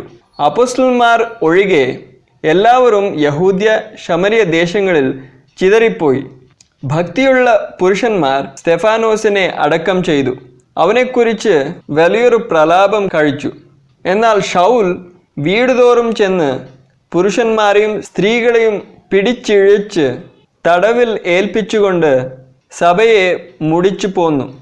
ഇവിടെ ഈ ശൗൽ മുഖാന്തരം ആദിമ നൂറ്റാണ്ടിൻ്റെ ദൈവസഭയ്ക്ക് ഒരു വലിയ ഉപദ്രവം നേരിടുന്നതായി നമുക്ക് കാണുവാൻ കഴിയുന്നു. ഇതിന് ശേഷം കുറേ കാലം ശേഷം ഇതേ ശൗൽ അപ്പോസ്തലനായ പൗലോസായി മാറുന്നത് നമുക്ക് കാണുവാൻ കഴിയുന്നു. എന്നാൽ ശൗൽ അവിശ്വാസിയായി ഇരിക്കുന്ന സമയത്ത് അദ്ദേഹം ദൈവസഭയെ ഇങ്ങനെ പീഡിപ്പിക്കുന്നതായി ഉപദ്രവിക്കുന്നതായി നമുക്ക് ഇവിടെ കാണുവാൻ കഴിയുന്നു. ഇവിടെ നമ്മൾ വായിക്കുന്നത് ശൗൽ വീടുതോറും ചെന്ന് പുരുഷന്മാരെയും സ്ത്രീകളെയും പിടിച്ചിഴച്ച് തടവിൽ ഏൽപ്പിച്ചുകൊണ്ട് സഭയെ മുടിച്ചു പോന്നു. ഈ സമയത്ത് ദൈവസഭ കർത്താവിൻ്റെ മുൻപിൽ വിശ്വസ്തത കാണിക്കാത്തത് കൊണ്ടല്ല, പാപമുള്ളത് കൊണ്ടല്ല, ഒരു ശാസനയോ ഒരു തല്ലായിട്ടോ അല്ല ദൈവം ഈ ഉപദ്രവം ഉണ്ടാകുവാൻ അനുവദിച്ചത്.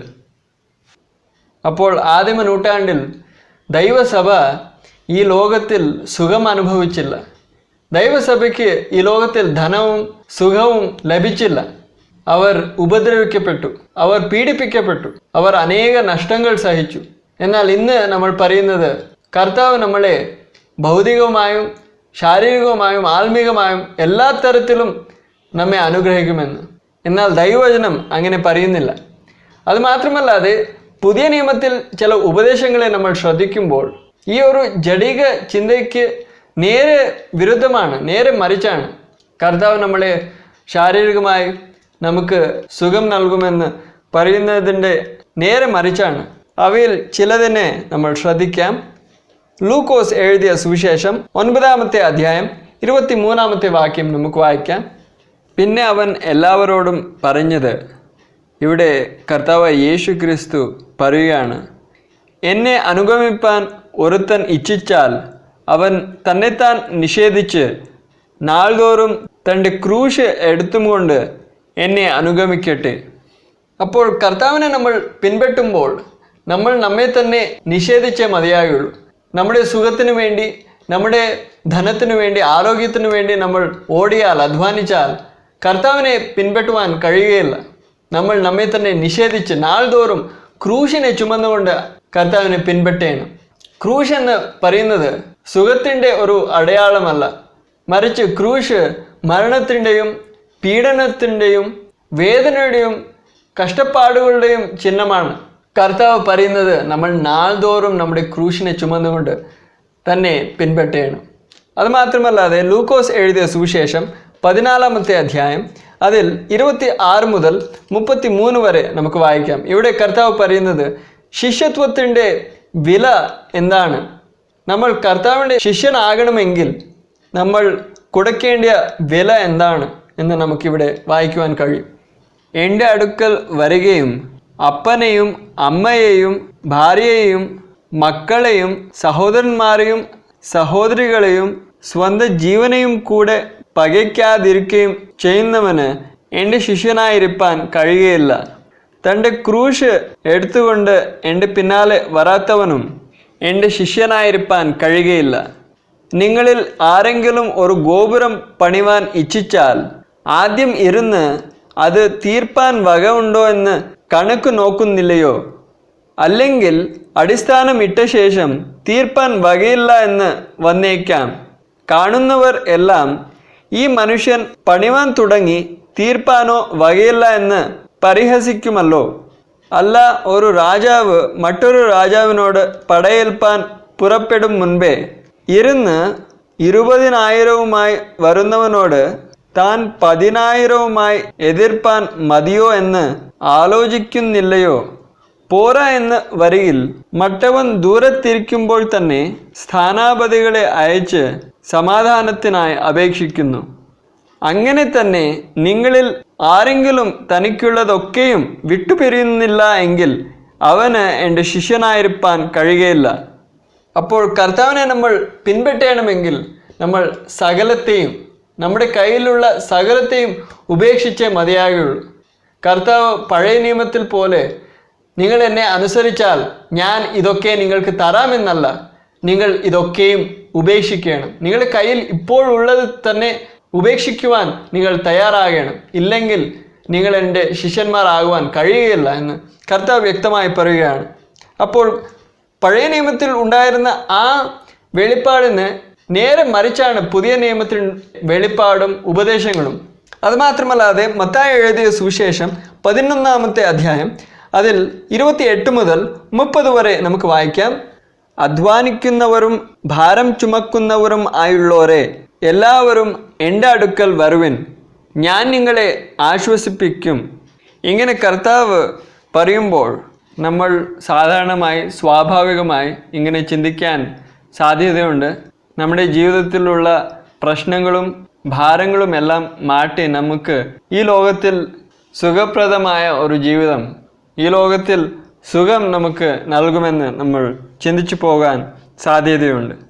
ഇവിടെ നോക്കൂ, കർത്താവ് പറയുന്നു, എൻ്റെ അടുക്കൽ വരിക, നിങ്ങളുടെ ജീവിതത്തിലുള്ള പ്രശ്നങ്ങളെ ഞാൻ നീക്കിയിട്ട് നിങ്ങൾക്ക് ഈ ലോകത്തിൽ നിങ്ങൾക്ക് സുഖം നൽകും. എന്നാൽ ഈ വചനഭാഗത്തെ നമ്മൾ സൂക്ഷിച്ച് പഠിച്ചാൽ നമുക്ക് മനസ്സിലാകും കർത്താവ് ഉദ്ദേശിക്കുന്നത് അത് അല്ലവേ അല്ല. ഇവിടെ ശാരീരികമായ ഒരു വിശ്രമത്തിൻ്റെ കുറിച്ച്, സുഖത്തിൻ്റെ കുറിച്ച് അല്ലവേ അല്ല ഇവിടെ പറയുന്നത്. എന്തിനെന്ന് ചോദിച്ചാൽ അതിൻ്റെ തൊട്ട് മുൻപിലുള്ള വാക്യങ്ങൾ നമ്മൾ വായിക്കുന്നത്, ഞാൻ സൗമ്യതയും താഴ്മയും ഉള്ളവൻ ആകയാൽ എൻ്റെ നുകമേറ്റുകൊണ്ട് എന്നോട് പഠിപ്പിൻ, എന്നാൽ നിങ്ങളുടെ ആത്മാക്കൾക്ക് ആശ്വാസം കണ്ടെത്തും. ഇവിടെ കർത്താവ് പറയുന്നത് നമ്മുടെ ആത്മാക്കൾക്ക് നമ്മൾ ആശ്വാസം കണ്ടെത്തുമെന്നാണ്. അപ്പോൾ കർത്താവ് ഇങ്ങനെ അധ്വാനിക്കുന്നവരും ഭാരം ചുമക്കുന്നവരും ആയുള്ളവരെ എല്ലാവരും എൻ്റെ അടുക്കൽ വരുവിൻ, ഞാൻ നിങ്ങളെ ആശ്വസിപ്പിക്കും എന്ന് പറയുമ്പോൾ ഇവിടെ കർത്താവ് ഉദ്ദേശിക്കുന്നത് ശാരീരികമായോ ഭൗതികമായോ നമുക്ക് സുഖം നൽകുന്നതിനെ കുറിച്ച് അല്ലവേ അല്ല. അതല്ലാതെ കർത്താവ് പറഞ്ഞത് അധ്വാനിക്കുന്നവരും ഭാരം ചുമക്കുന്നവരും ആയുള്ളവരെന്ന്. എന്നാൽ 29-ാമത്തെ വാക്യത്തിൽ നമ്മൾ വായിക്കുന്നത് കർത്താവ് പറയുന്നത് എൻ്റെ നുകം ഏറ്റുകൊണ്ട് എന്നോട് പഠിപ്പിൻ. അപ്പോൾ കർത്താവിൻ്റെ നുകം നമ്മൾ ഏൽക്കണം. കർത്താവിൻ്റെ നുകം എന്ന് പറയുന്നത് കർത്താവിൻ്റെ കൽപ്പനകളാണ്. അതിനുശേഷം കർത്താവ് പറയുന്നത് എൻ്റെ നുകം മൃദുവും എൻ്റെ ചുമട് ലഘുവും ആകുന്നു. കർത്താവിൻ്റെ കൽപ്പനകൾ നമുക്ക് കഠിനമല്ല. കർത്താവിൻ്റെ കൽപ്പനകൾ നമുക്ക് മൃദുവാണ്, നമുക്ക് ലഘുവാണ്. എന്തിനെന്ന് ചോദിച്ചാൽ കർത്താവ് നമ്മെ എത്രമാത്രം സ്നേഹിച്ചു എന്ന് അറിയുമ്പോൾ, ആ സ്നേഹത്താൽ നമ്മൾ നിറഞ്ഞ ശേഷം നാം കർത്താവിനെ സ്നേഹിക്കുമ്പോൾ, ആ സ്നേഹത്താൽ നമ്മൾ നിർബന്ധിക്കപ്പെടുമ്പോൾ കർത്താവിൻ്റെ കൽപ്പനകൾ നമുക്ക് കഠിനമല്ല, അവ വളരെ ലഘുവാണ്. എന്നാൽ കർത്താവ് ഇവിടെ പറയുന്നത് അധ്വാനിക്കുന്നവരും ഭാരം ചുമക്കുന്നവരും ആയുള്ളവരെ എന്ന് പറയുമ്പോൾ ഇത് ശാരീരികമായി ഭൗതികമായ പ്രശ്നങ്ങൾ ഉള്ളവരെ കുറിച്ചല്ല പറയുന്നത്, മറിച്ച് ആത്മീകമായ ഒരു വിഷയത്തിനെ കുറിച്ചാണ് ഇവിടെ പറയുന്നത്. ആത്മീകമായി അധ്വാനിക്കുന്നവരും ഭാരം ചുമക്കുന്നവരും എന്ന് പറഞ്ഞാൽ ആരാണ്? ഇന്നും അനേക മനുഷ്യർ തങ്ങളുടെ രക്ഷയ്ക്ക് വേണ്ടി അധ്വാനിക്കുന്നത് നമുക്ക് കാണുവാൻ കഴിയും. നമ്മുടെ മോക്ഷത്തിനു വേണ്ടി, തങ്ങളുടെ പാപങ്ങളുടെ മോചനത്തിനു വേണ്ടി എന്തൊക്കെ ചെയ്യുന്നത് നമുക്ക് കാണുവാൻ കഴിയും. അങ്ങനെ അധ്വാനിക്കാതെ ക്രിസ്തു മൂലമാണ് നമുക്ക് രക്ഷ പ്രാപിക്കാൻ ഇടയാകുന്നത്. ക്രിസ്തു മൂലം മാത്രമാണ് രക്ഷ സാധ്യമാകുന്നത്. അതുകൊണ്ടാണ് കർത്താവ് പറയുന്നത്, അധ്വാനിക്കുന്നവരും ഭാരം ചുമക്കുന്നവരും ആയുള്ളവരെ എൻ്റെ അടുക്കൽ വരിക, ഞാൻ നിങ്ങൾക്ക് ആശ്വാസം തരാം. അത് ആത്മീകമായ ഒരു ആശ്വാസമാണ്. നിങ്ങളുടെ ആത്മാക്കൾക്ക് ആശ്വാസം നിങ്ങൾ കണ്ടെത്തും. അങ്ങനെ എൻ്റെ മൂലം രക്ഷിക്കപ്പെട്ട ശേഷം നിങ്ങൾ എൻ്റെ നുകം ഏറ്റെടുക്കണം എന്ന് പറഞ്ഞാൽ എൻ്റെ കൽപ്പനകളെ നിങ്ങൾ പ്രമാണിക്കണം. അപ്പോൾ രക്ഷിക്കപ്പെട്ട ശേഷം നമ്മൾ നമ്മുടെ ജീവിതത്തിൽ ഒരു ചിട്ടവും ഇല്ലാത്തവരെന്നല്ല. പഴയ നിയമത്തിൽ ന്യായപ്രമാണമുണ്ടായിരുന്നു, പുതിയ നിയമത്തിലും ന്യായപ്രമാണമുണ്ട്. പഴയ നിയമത്തിൽ മോശ മുഖാന്തരം ദൈവം നൽകിയ ന്യായപ്രമാണമാണ് ഇസ്രായേൽ മക്കൾക്ക് മോശ മുഖാന്തരം ന്യായപ്രമാണം നൽകി. എന്നാൽ പുതിയ നിയമത്തിൽ കർത്താവ് യേശു ക്രിസ്തു മൂലം പിതാവ് തൻ്റെ പുത്രൻ മൂലം നമുക്ക് കൽപ്പനകളെ നൽകിയിട്ടുണ്ട്. ആ കൽപ്പനകളാണ് നമ്മുടെ ന്യായപ്രമാണം. ഇവിടെ ആ കൽപ്പനകളെ നുകമെന്ന് നമ്മൾ ഇവിടെ വായിക്കുന്നു. എൻ്റെ നുകം മൃദുവും എൻ്റെ ചുമട് ലഘുവുമാകുന്നു എന്ന് കർത്താവ് പറയുന്നു. അപ്പോൾ നമുക്ക് ഇഷ്ടം വരുന്ന വിധത്തിൽ ജീവിക്കേണ്ടതിന് ദൈവം ഈ ലോകത്തിൽ നമുക്ക് സുഖവും സൗകര്യങ്ങളും നൽകി അനുഗ്രഹിക്കുകയില്ല. നമ്മൾ അവന് വേണ്ടി ജീവിക്കേണ്ടവരാണ്, നമുക്ക് വേണ്ടി ജീവിക്കേണ്ടവരല്ല. നമ്മൾ തൻ്റെ നുകത്തെ ഏൽക്കണമെന്ന് കർത്താവ് പറയുകയാണ്. കർത്താവിൻ്റെ നുകമെന്ന് പറയുന്നത് കർത്താവിൻ്റെ കൽപ്പനകളാണ്. അതാണ് നമ്മുടെ നുകം. ആ നുകത്തെ നമ്മൾ സ്വേച്ഛയാൽ ഏറ്റ് കർത്താവിനെ നമ്മൾ പിൻപറ്റണം. അതുമാത്രമല്ലാതെ കർത്താവ് പറയുന്നത് നമ്മൾ ഇടുക്കമുള്ള വാതിലിൽ കൂടി നമ്മൾ കടക്കണം. അതിനെക്കുറിച്ച് നമുക്ക് വായിക്കാം. മത്തായി എഴുതിയ സുവിശേഷം 7-ാമത്തെ അധ്യായം 13-14 നമുക്ക് വായിക്കാം. ഇടുക്കുവാതിലൂടെ അകത്ത് കടപ്പിൻ, നാശത്തിലേക്ക് പോകുന്ന വാതിൽ വീതിയുള്ളതും വഴി വിശാലവും അതിൽ കൂടി കടക്കുന്നവർ അനേകരും ആകുന്നു. ജീവങ്കലേക്ക് പോകുന്ന വാതിൽ ഇടുക്കവും വഴി ഞെരുക്കവുമുള്ളത്, അത് കണ്ടെത്തുന്നവർ ചുരുക്കമത്രേ. ഇവിടെ കർത്താവ് യേശു ക്രിസ്തു നമുക്ക് നമ്മുടെ മാർഗത്തിനെ കുറിച്ച്, നമ്മുടെ വഴിയെക്കുറിച്ച് പറയുകയാണ്. ക്രിസ്തീയ മാർഗം വീതിയുള്ളതും വിശാലവുമായ ഒരു മാർഗമല്ല, മറിച്ച് ഇടുക്കവും ഞെരുക്കവുമായ ഒരു മാർഗമാണ്. അപ്പോൾ ഈ ലോകക്കാർ വിശാലമായ വീതിയുള്ള മാർഗത്തിൽ നടക്കുമ്പോൾ നമ്മൾ ഇടുക്കമുള്ള മാർഗത്തിൽ നടക്കേണ്ടവരാകുന്നു. അതല്ലാതെ റോമാലേഖനം 8-ാമത്തെ അധ്യായം 17-ാമത്തെ വാക്യം നമുക്ക് വായിക്കാം.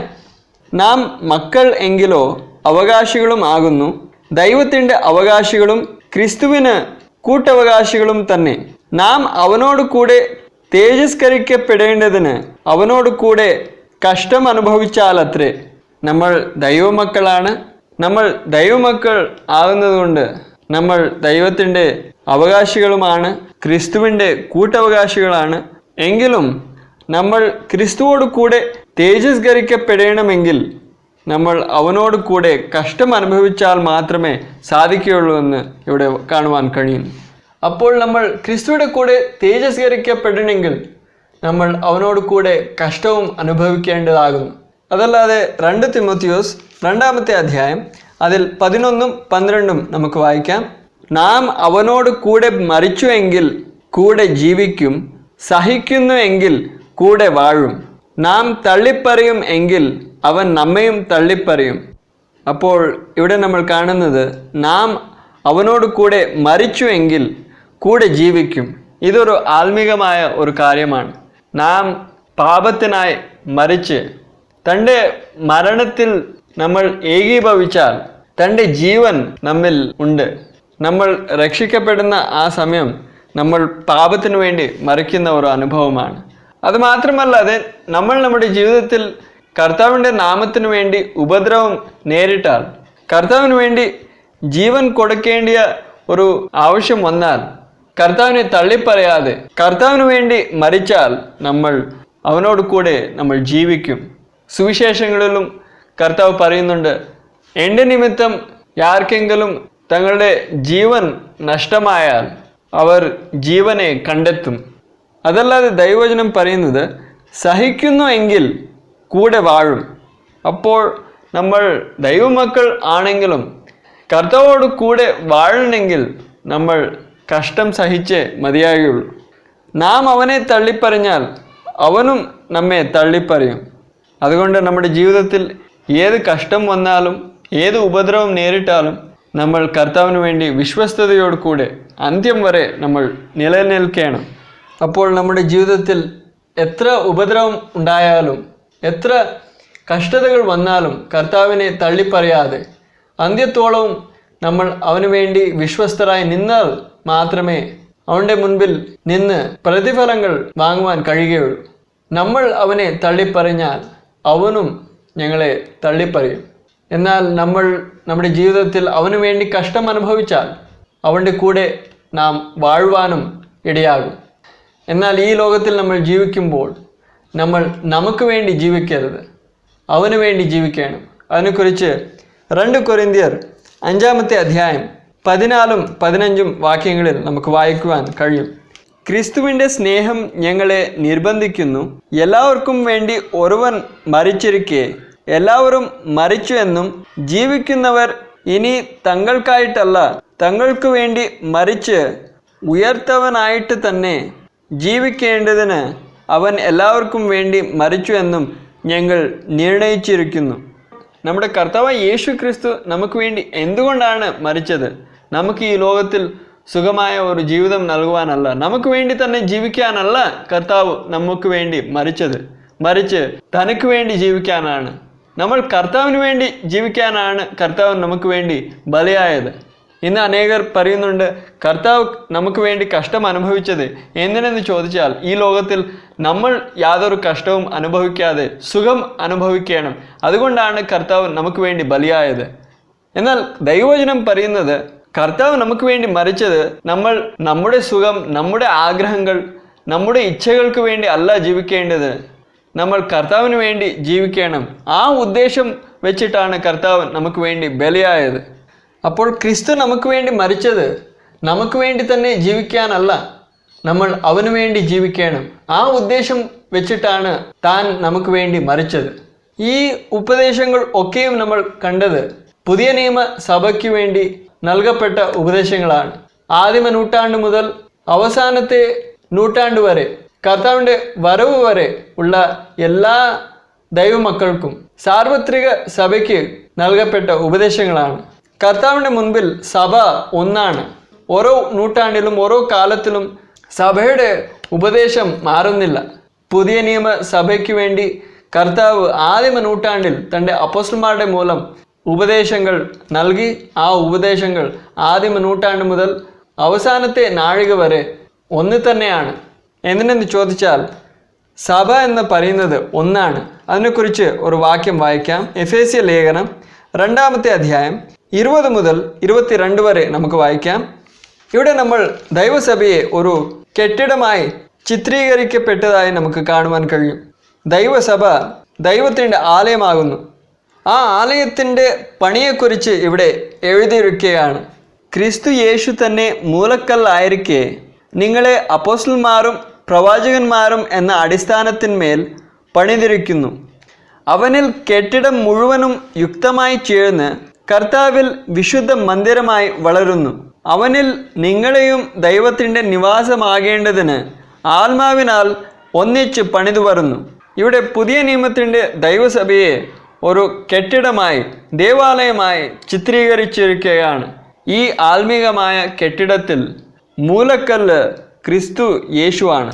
അപ്പോസ്തലന്മാരും പ്രവാചകന്മാരും അടിസ്ഥാന കല്ലുകളാണ്. അപ്പോൾ ദൈവസഭയുടെ പണി ആദിമ നൂറ്റാണ്ടിലാണ് തുടങ്ങിയത്. ഇവിടെ ആ പണിയെ ഒരു കെട്ടിടത്തിൻ്റെ നിർമ്മാണം പോലെ ചിത്രീകരിച്ചിരിക്കുകയാണ്. ഒരു കെട്ടിടം നമ്മൾ പണിയുമ്പോൾ ആദ്യമേ അതിൻ്റെ അടിസ്ഥാനമാണ് നമ്മൾ ഇടുന്നത്. അടിസ്ഥാനം ഇടുമ്പോൾ ആദ്യത്തെ കല്ലാണ് നമ്മൾ മൂലയിൽ ഇടുന്നത്, ഒരു മൂലയിൽ ഇടുന്നത്. ആ മൂലക്കല്ലിനെ കുറിച്ചാണ് ഇവിടെ വായിക്കുന്നത്. ആ ആദ്യത്തെ മൂലക്കല്ല് നമ്മുടെ കർത്താവായ യേശു ക്രിസ്തു തന്നെയാണ്. അപ്പോൾ എന്തിനു വേണ്ടിയാണ് ഈ മൂലക്കല്ലിനെ ആദ്യം ഇടുന്നത്? ഈ മൂലക്കല്ല് ഇട്ട ശേഷം ബാക്കി അടിസ്ഥാന കല്ലുകൾ അതിനെ ചേർത്ത് ഇടുകയാണ്. അങ്ങനെ ഇടുമ്പോൾ ഈ മൂലക്കല്ലിൻ്റെ അതേ ലെവലിലാണ് വേറെ എല്ലാ കല്ലുകളും ഇടേണ്ടത്. അപ്പോൾ ആദ്യമേ ഈ മൂലക്കല്ലിട്ടു, ആ മൂലക്കല്ലിൻ്റെ ലെവലിലാണ് വേറെ എല്ലാ കല്ലുകളെയും ഇടുന്നത്. അപ്പോൾ ഈ മൂലക്കല്ല് യേശു ക്രിസ്തുവാണ്. യേശു ക്രിസ്തുവിൻ്റെ ലെവലിലാണ് ബാക്കി എല്ലാ അടിസ്ഥാന കല്ലുകളും. അടിസ്ഥാന കല്ലുകൾ എന്ന് വെച്ചാൽ പുതിയ നിയമത്തിൻ്റെ അപ്പോസ്തലന്മാരും പ്രവാചകന്മാരുമാണ്. ആദിമ നൂറ്റാണ്ടിൽ ഉണ്ടായിരുന്ന പുതിയ നിയമത്തിൻ്റെ അപ്പോസ്തലന്മാരും പ്രവാചകന്മാരും മൂലം കർത്താവ് സഭയ്ക്ക് വേണ്ടി ആവശ്യമായിരുന്ന ഉപദേശങ്ങളെ ഒക്കെയും നൽകി. ആ ഉപദേശത്തിന്മേലാണ് നമ്മൾ പണിയപ്പെടുന്നത്. അതിനുവേണ്ടി അപ്പോസ്തലനായ പൗലോസിനെ, അപ്പോസ്തലനായ പത്രോസിനെ, യോഹന്നാനെ, യാക്കോബിനെ, ഇവരെയൊക്കെയും ദൈവം ഉപയോഗിച്ചു. അവരെല്ലാവരും ക്രിസ്തുവിൻ്റെ അതേ ലെവലിലായിരുന്നു.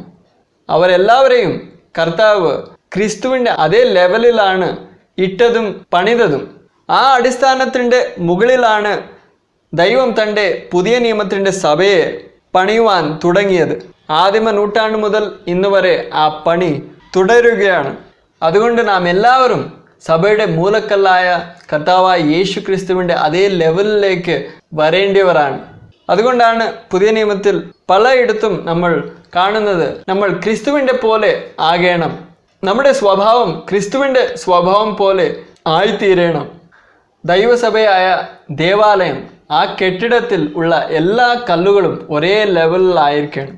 അങ്ങനെ എല്ലാ കല്ലുകളും ഒരേ ലെവലിൽ ഉണ്ടോ ഇല്ലയോ എന്ന് നോക്കുവാൻ ഒരു സാധനം ഉപയോഗിക്കാറുണ്ട്.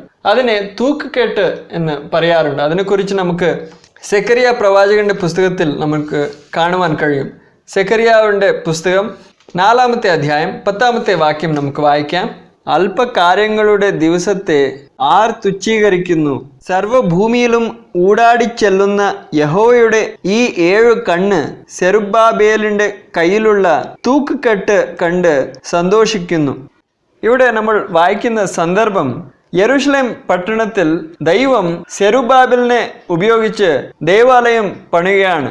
അവിടെ അങ്ങനെ ദേവാലയം യെരൂശലേമിൽ പണിയുമ്പോൾ അനേക പ്രതികൂലങ്ങൾ അവർക്ക് നേരിടേണ്ടതായിട്ട് വന്നു. എങ്കിലും കർത്താവ് സെക്കറിയ പ്രവാചകൻ മുഖാന്തരം അവരെ ഉറപ്പിക്കുകയാണ്, ധൈര്യപ്പെടുത്തുകയാണ്. എന്നാൽ ഇവിടെ നമ്മൾ ശ്രദ്ധിക്കുന്നത്, ദേവാലയത്തിൻ്റെ പണി നടക്കുമ്പോൾ ദൈവത്തിൻ്റെ കണ്ണ് സെരുബ്ബാബേലിന്റെ കയ്യിലുള്ള തൂക്കുകെട്ടിനെ കണ്ട് സന്തോഷിക്കുന്നു എന്നുള്ള വിഷയമാണ്. പഴയ നിയമത്തിൽ എങ്ങനെ നമ്മൾ യെരൂശലേമിലെ ദേവാലയത്തെ കാണുന്നുവോ അങ്ങനെ തന്നെ പുതിയ നിയമത്തിൽ ദൈവസഭയായ ദേവാലയത്തെ നമ്മൾ കാണുകയാണ്. അപ്പോൾ ഇന്നും കർത്താവ് തൻ്റെ ആലയമായ ദൈവസഭയെ പണിയുമ്പോൾ തൻ്റെ കണ്ണ് തൂക്കുകെട്ടിനെ ശ്രദ്ധിച്ചു നോക്കുകയാണ്. ഇന്ന് നമ്മൾ 21-ാം നൂറ്റാണ്ടിൽ ഇരിക്കുമ്പോൾ 1-ാം നൂറ്റാണ്ടിൽ വെച്ച അതേ മൂലക്കല്ലിൻ്റെ ലെവലിൽ അപ്പോസ്തലന്മാരും പ്രവാചകന്മാരുമായ അടിസ്ഥാന കല്ലുകളുടെ അതേ ലെവലിൽ നമ്മൾ പണിയപ്പെടുന്നുവോ ഇല്ലയോ എന്ന് കർത്താവ് ശ്രദ്ധിച്ചു നോക്കുകയാണ്. ആദിമ നൂറ്റാണ്ടിൽ മൂലക്കല്ല് വെക്കപ്പെട്ടു. അപ്പോസ്തലന്മാരും പ്രവാചകന്മാരും മൂലം പുതിയ നിയമത്തിൻ്റെ ഉപദേശങ്ങൾ കർത്താവ് ദൈവസഭയ്ക്ക് നൽകി. അതേ ലെവലിലാണ് എല്ലാ കാലത്തും എല്ലാ നൂറ്റാണ്ടുകളിലും ദൈവസഭ പണിയപ്പെടേണ്ടത്. അതേ ലെവലിലാണോ ഇല്ലയോ എന്ന് നോക്കുവാനാണ് ഈ തൂക്കുകെട്ടിനെ ഉപയോഗിക്കുന്നത്. അതുകൊണ്ടാണ് ദൈവം ഈ തൂക്കുകെട്ടിനെ ശ്രദ്ധിച്ചു നോക്കുന്നത്. അങ്ങനെ ദൈവം ശ്രദ്ധിച്ചു നോക്കുമ്പോൾ നമ്മൾ അതേ ലെവലിൽ ആണെന്ന് കാണുമ്പോൾ കർത്താവ് സന്തോഷിക്കുകയാണ്. എന്തിനെന്ന് ചോദിച്ചാൽ കർത്താവിൻ്റെ ഉദ്ദേശം നിറവേറുന്നു. നമ്മൾ ക്രിസ്തുവിൻ്റെ അതേ ലെവലിൽ നമ്മൾ വളരുന്നത് കർത്താവ് നോക്കുമ്പോഴാണ് കർത്താവ് നമ്മെ കണ്ട് സന്തോഷിക്കുന്നത്. അപ്പോൾ നമ്മുടെ കർത്താവ് ശ്രദ്ധിക്കുകയാണ് തൻ്റെ സഭയിലുള്ള എല്ലാ കല്ലുകളും ഒരേ ലെവലിൽ ആണോ ഇല്ലയോ എന്ന്. ആ മൂലക്കല്ല് ഏത് ലെവലിലായിരുന്നു അതേ ലെവലിൽ എല്ലാ കല്ലുകളും ആണോ ഇല്ലയോ എന്ന് ആ തൂക്കുകെട്ട് വെച്ച് നോക്കുകയാണ്. അതുകൊണ്ട് സഭയുടെ ഉപദേശം വേറെ വേറെ അല്ല, അത് ഒന്ന് തന്നെയാണ്. പുതിയ നിയമത്തിൻ്റെ പുസ്തകങ്ങളിൽ നമുക്ക് വ്യക്തമായി ആ ഉപദേശം എന്താണെന്ന് നമുക്ക് മനസ്സിലാക്കുവാൻ കഴിയും. എന്നാൽ ഇങ്ങനെ ഞാൻ പറയുമ്പോൾ ചിലർ ഇങ്ങനെ ചോദിക്കാം, സഭയുടെ ഉപദേശം ഒന്ന് തന്നെ ആണെങ്കിൽ സഭയുടെ നവീകരണത്തിന് മുമ്പ് സഭയുടെ അവസ്ഥ ഇന്നത്തെ പോലെയുള്ള അവസ്ഥ അല്ലായിരുന്നല്ലോ, നവീകരണത്തിന് ശേഷം പല മാറ്റങ്ങൾ വന്നല്ലോ എന്ന് ഒരുപക്ഷെ ആരെങ്കിലും ചോദിക്കാം. നവീകരണം അഥവാ റിഫോർമേഷൻ എന്താണ്? സഭയുടെ ചരിത്രത്തെ നമ്മൾ ശ്രദ്ധിച്ച് പഠിക്കുമ്പോൾ 4-ാം നൂറ്റാണ്ടിൽ റോമ ചക്രവർത്തിയായ കോൺസ്റ്റന്റീൻ ക്രിസ്തു മാർഗത്തെ സ്വീകരിക്കുവാൻ ഇടയായി. അതിനു മുമ്പ് ക്രിസ്ത്യാനികൾക്ക് വളരെ പീഡനമുണ്ടായിരുന്നു. റോമക്കാരും യഹൂദന്മാരും ക്രിസ്ത്യാനികളെ വളരെ പീഡിപ്പിക്കുമായിരുന്നു. എന്നാൽ 4-ാം നൂറ്റാണ്ടിൽ കോൺസ്റ്റന്റീൻ ചക്രവർത്തി ഇങ്ങനെ ക്രിസ്തു മാർഗത്തെ സ്വീകരിക്കുന്നതിൻ്റെ പിന്നിലുള്ള കാരണം ഒരു ആത്മീകമായ ഒരു കാരണമല്ല. അദ്ദേഹം വാസ്തവമായി വീണ്ടും ജനനം പ്രാപിച്ച് ദൈവപൈതലായി ദൈവസഭയിൽ ചേർന്നതായിട്ടല്ല നമ്മൾ കാണുന്നത്. മറിച്ച് വിശ്വാസികൾ തമ്മിലുള്ള ആ സ്നേഹവും ഐക്യതയും അദ്ദേഹം കണ്ടപ്പോൾ, എൻ്റെ സൈന്യത്തിൽ ഇത്തരത്തിലുള്ള സ്നേഹവും ഐക്യത ഉണ്ടായിരുന്നെങ്കിൽ എത്ര നല്ലതായിരുന്നു. അതല്ലാതെ എൻ്റെ രാജ്യം ഐക്യമായി സ്ഥാപിക്കുവാൻ ക്രിസ്തുവിൻ്റെ മാർഗം ഞാൻ സ്വീകരിച്ചാൽ ഉപയോഗിക്കപ്പെടും എന്ന് അദ്ദേഹം ചിന്തിച്ചു. അങ്ങനെ ഒരു രാജകീയമായ ഒരു കാരണത്തിന് വേണ്ടിയാണ് അദ്ദേഹം ക്രിസ്തു മാർഗത്തെ സ്വീകരിച്ചത്. അതല്ലാതെ ഒരു ദർശനം അദ്ദേഹം കണ്ടു എന്ന് നമുക്ക് കേൾക്കുവാൻ കഴിയുന്നു. ക്രൂശിൻ്റെ അടയാളം അദ്ദേഹം ആകാശത്തിൽ കാണുവാൻ ഇടയായി. അങ്ങനെ ചില രാജകീയ കാരണങ്ങളാൽ അദ്ദേഹം ക്രിസ്തു മാർഗത്തെ സ്വീകരിക്കുവാൻ ഇടയായി. അങ്ങനെ ചക്രവർത്തി ക്രിസ്തു മാർഗത്തെ സ്വീകരിക്കുന്നത് കൊണ്ട് ക്രിസ്ത്യാനികളുടെ എതിരെ ഉണ്ടായിരുന്ന ആ പീഡനം, ആ ഉപദ്രവം നിന്നുപോയി. ദൈവസഭയ്ക്ക് ഒരുവിധമായ സുഖം കിട്ടി. എന്നാൽ അതേസമയം ആ കാലഘട്ടത്തിൽ ഉണ്ടായിരുന്ന അന്യജാതികൾ സേവിച്ചുകൊണ്ടിരുന്ന അന്യദേവീ ദേവന്മാരുടെ മതങ്ങൾ ക്രിസ്തു മാർഗമായി കലർന്നു. അങ്ങനെ ക്രിസ്തു മാർഗവും പേഗൻ മതവും എന്ന് പറഞ്ഞാൽ അന്യദേവീ ദേവന്മാരെ പൂജിച്ചുകൊണ്ടിരുന്ന ജനങ്ങളുടെ ആചാരങ്ങൾ, വിഗ്രഹാരാധന ഇത്യാദിയുള്ള ആചാരങ്ങൾ ദൈവസഭയിലേക്ക് വരുവാൻ ഇടയായി. അങ്ങനെ റോമൻ കാത്തലിക് സഭ ഉടലെടുക്കുവാൻ ഇടയായി. അതിനുശേഷം നമ്മൾ കാണുന്നത് റോമൻ കാത്തലിക് സഭ ലോകത്തെ ഭരിക്കുമായിരുന്നു. അങ്ങനെ റോമൻ കാത്തലിക് സഭ ലോകത്തെ ഭരിക്കുമ്പോൾ പുതിയ നിയമത്തിൻ്റെ ഉപദേശങ്ങൾ കുഴിച്ചിട്ട ഒരു അവസ്ഥയിലായിപ്പോയി. അതിൻ്റെ മുകളിൽ റോമൻ കാത്തലിക് സഭയുടെ ആചാരങ്ങളും അനുഷ്ഠാനങ്ങളും ചടങ്ങുകളും നടക്കുമായിരുന്നു. എന്നാൽ റിഫോർമേഷൻ മൂലം, നവീകരണം മൂലം മാർട്ടിൻ ലൂത്തർ, ജോൺ വെസ്ലി എന്നീ ദേവദാസന്മാർ മൂലം ദൈവത്തിൻ്റെ ആത്മാവ് സഭയിൽ ആ മറഞ്ഞ് കിടന്നിരുന്ന ആ ഉപദേശങ്ങളെ, പുതിയ നിയമത്തിൻ്റെ ഉപദേശങ്ങളെ കുറേശ്ശെ ആയിട്ട് പുറത്തോട്ട് കൊണ്ടുവരുവാൻ ഇടയായി. അവസാനമായി ഈ 20-ാം നൂറ്റാണ്ടിൻ്റെ തുടക്കത്തിൽ പെന്തകോസ്റ്റ് മൂവ്മെൻറ്റ് മൂലം അതുവരെ മറഞ്ഞു കിടന്നിരുന്ന അനേക ഉപദേശ കാര്യങ്ങളെ ദൈവാത്മാവ് വെളിപ്പെടുത്തുവാൻ ഇടയായി. ആത്മസ്നാനത്തിൻ്റെ കുറിച്ച്, പരിശുദ്ധാത്മാവിൻ്റെ നിറവിൻ്റെ അനുഭവത്തിൻ്റെ കുറിച്ച്, അന്യഭാഷകളെ കുറിച്ച്, ഇങ്ങനത്തെയുള്ള വിഷയങ്ങൾ ദൈവാത്മാവ് വെളിപ്പെടുത്തുവാൻ ഇടയായി. എന്നാൽ ഈ കാര്യങ്ങൾ പുതിയ കാര്യങ്ങളല്ല. ആദിമ നൂറ്റാണ്ടിൽ അപ്പോസ്റ്റലന്മാർക്ക് നൽകപ്പെട്ട അതേ ഉപദേശങ്ങളാണ്. എന്നാൽ റോമൻ കാത്തലിക് സഭ ഈ ലോകത്തെ ഭരിക്കുമ്പോൾ ഈ സത്യങ്ങൾ കുഴിച്ചിട്ട ഒരു അവസ്ഥയിലായിരുന്നു. അവയെല്ലാം മറഞ്ഞിരുന്നു. എന്നാൽ നവീകരണം മൂലം ദൈവാത്മാവ് അതേ ഉപദേശങ്ങൾ, ആദിമ നൂറ്റാണ്ടിൽ സഭയ്ക്ക് നൽകപ്പെട്ട ഉപദേശങ്ങളെ പുറത്ത് കൊണ്ടുവരുവാൻ ഇടയായി. അപ്പോൾ ദൈവസഭയ്ക്ക് പുതിയ നിയമത്തിൽ കർത്താവ് ഉപദേശം നൽകിയത് ഒരേ പ്രാവശ്യമാണ്. ആ ഉപദേശം ആദിമ നൂറ്റാണ്ട് മുതൽ കർത്താവിൻ്റെ വരവ് വരെ ഒന്ന് തന്നെയാണ്. അതിനെക്കുറിച്ച് നമുക്ക് ഒരു വാക്യം വായിക്കാം. യൂദാവിൻ്റെ ലേഖനം, അതിൽ 3-ാമത്തെ വാക്യം: പ്രിയരെ, നമുക്ക് പൊതുവിലുള്ള രക്ഷയെക്കുറിച്ച് നിങ്ങൾക്ക് എഴുതുവാൻ സകല പ്രയത്നവും ചെയ്യുകയിൽ വിശുദ്ധന്മാർക്ക് ഒരിക്കലായിട്ട് ഭരമേൽപ്പിച്ചിരിക്കുന്ന വിശ്വാസത്തിനു വേണ്ടി പോരാടേണ്ടതിന് പ്രബോധിപ്പിച്ചെഴുതുവാൻ ആവശ്യമെന്ന് എനിക്ക് തോന്നി. അപ്പോൾ പുതിയ നിയമത്തിൻ്റെ ദൈവസഭയ്ക്ക്, ദൈവജനത്തിന്, വിശുദ്ധന്മാർക്ക് ഒരിക്കലായിട്ടാണ് ദൈവം വിശ്വാസത്തെ ഭരമേൽപ്പിച്ചത്. ഇവിടെ ഒരിക്കലായിട്ട് ഭരമേൽപ്പിക്കപ്പെട്ട വിശ്വാസം എന്ന് പറയുമ്പോൾ നമ്മൾ വിശ്വസിക്കുന്നതും നമ്മൾ പഠിപ്പിക്കുന്നതുമായ വിഷയങ്ങൾ, ഉപദേശങ്ങളാണ് ഇവിടെ ഉദ്ദേശിക്കുന്നത്. ദൈവം ഈ വിഷയങ്ങളെ, ഈ ഉപദേശങ്ങളെ പുതിയ നിയമത്തിൻ്റെ ദൈവസഭയ്ക്ക് ആദിമ നൂറ്റാണ്ടിൽ തന്നെ ഒരിക്കലായിട്ടാണ് ഭരമേൽപ്പിച്ചത്. അതിന് ഒരു മാറ്റവുമില്ല. കർത്താവിൻ്റെ വരവ് വരെ ദൈവസഭയ്ക്ക് ഈ ഉപദേശമേ ഉള്ളൂ. നമ്മൾ അതിനെ അനുസരിച്ച് നടക്കുന്നുവോ ഇല്ലയോ അത് വേറെ ഒരു കാര്യം. എന്നാൽ ദൈവസഭയ്ക്ക് ഒരേ ഉപദേശമേ ഉള്ളൂ. മാർഗം ഒന്ന് തന്നെയാണ്. ഏത് മാർഗത്തിലൂടെ നമ്മുടെ കർത്താവായ യേശു ക്രിസ്തു തന്നെ സഞ്ചരിച്ചുവോ, ഏത് മാർഗത്തിലൂടെയാണ് ആദിമ നൂറ്റാണ്ടിൽ ഉണ്ടായിരുന്ന അപ്പോസ്തലന്മാരും പ്രവാചകന്മാരും ആദിമ നൂറ്റാണ്ടിൽ ഉണ്ടായിരുന്ന വിശ്വാസികൾ ഏത് മാർഗത്തിലാണ് സഞ്ചരിച്ചത്, അതേ മാർഗത്തിലാണ് നമ്മളും ഇന്ന് സഞ്ചരിക്കേണ്ടത്. അതുകൊണ്ട് ഇവിടെ നമ്മൾ വായിക്കുന്നത് ദൈവം വിശുദ്ധന്മാർക്ക് ഒരിക്കലായിട്ട് ഭരമേൽപ്പിച്ച വിശ്വാസം. അതുകൊണ്ട് ദൈവസഭയ്ക്ക് ഈ ലോകത്തിൽ കഷ്ടത ഉണ്ട്, ഉപദ്രവമുണ്ട് എന്ന് ദൈവവചനം പറയുമ്പോൾ അത് ഒന്നാമത്തെ നൂറ്റാണ്ടിൽ മാത്രമല്ല, അത് ഈ സമയത്തും കർത്താവിൻ്റെ വരവ് വരെ അതേ വസ്തുതയാണ്. ഈ ലോകത്തിൽ ദൈവസഭയ്ക്ക് സുഖം കിട്ടുവാൻ പോകുന്നില്ല. എന്നാൽ ഇന്ന് ചിലർ അവകാശപ്പെടുന്നുണ്ട് കാലം മാറിയിട്ടുണ്ട്. ഈ കാലഘട്ടത്തിൽ ദൈവസഭയ്ക്ക് ദൈവം ഭൗതികമായും ശാരീരികമായും നന്മകൾ കൊടുക്കുമെന്ന് പറയുന്നുണ്ട്. എന്നാൽ ദൈവവചനം അങ്ങനെ പറയുന്നില്ല.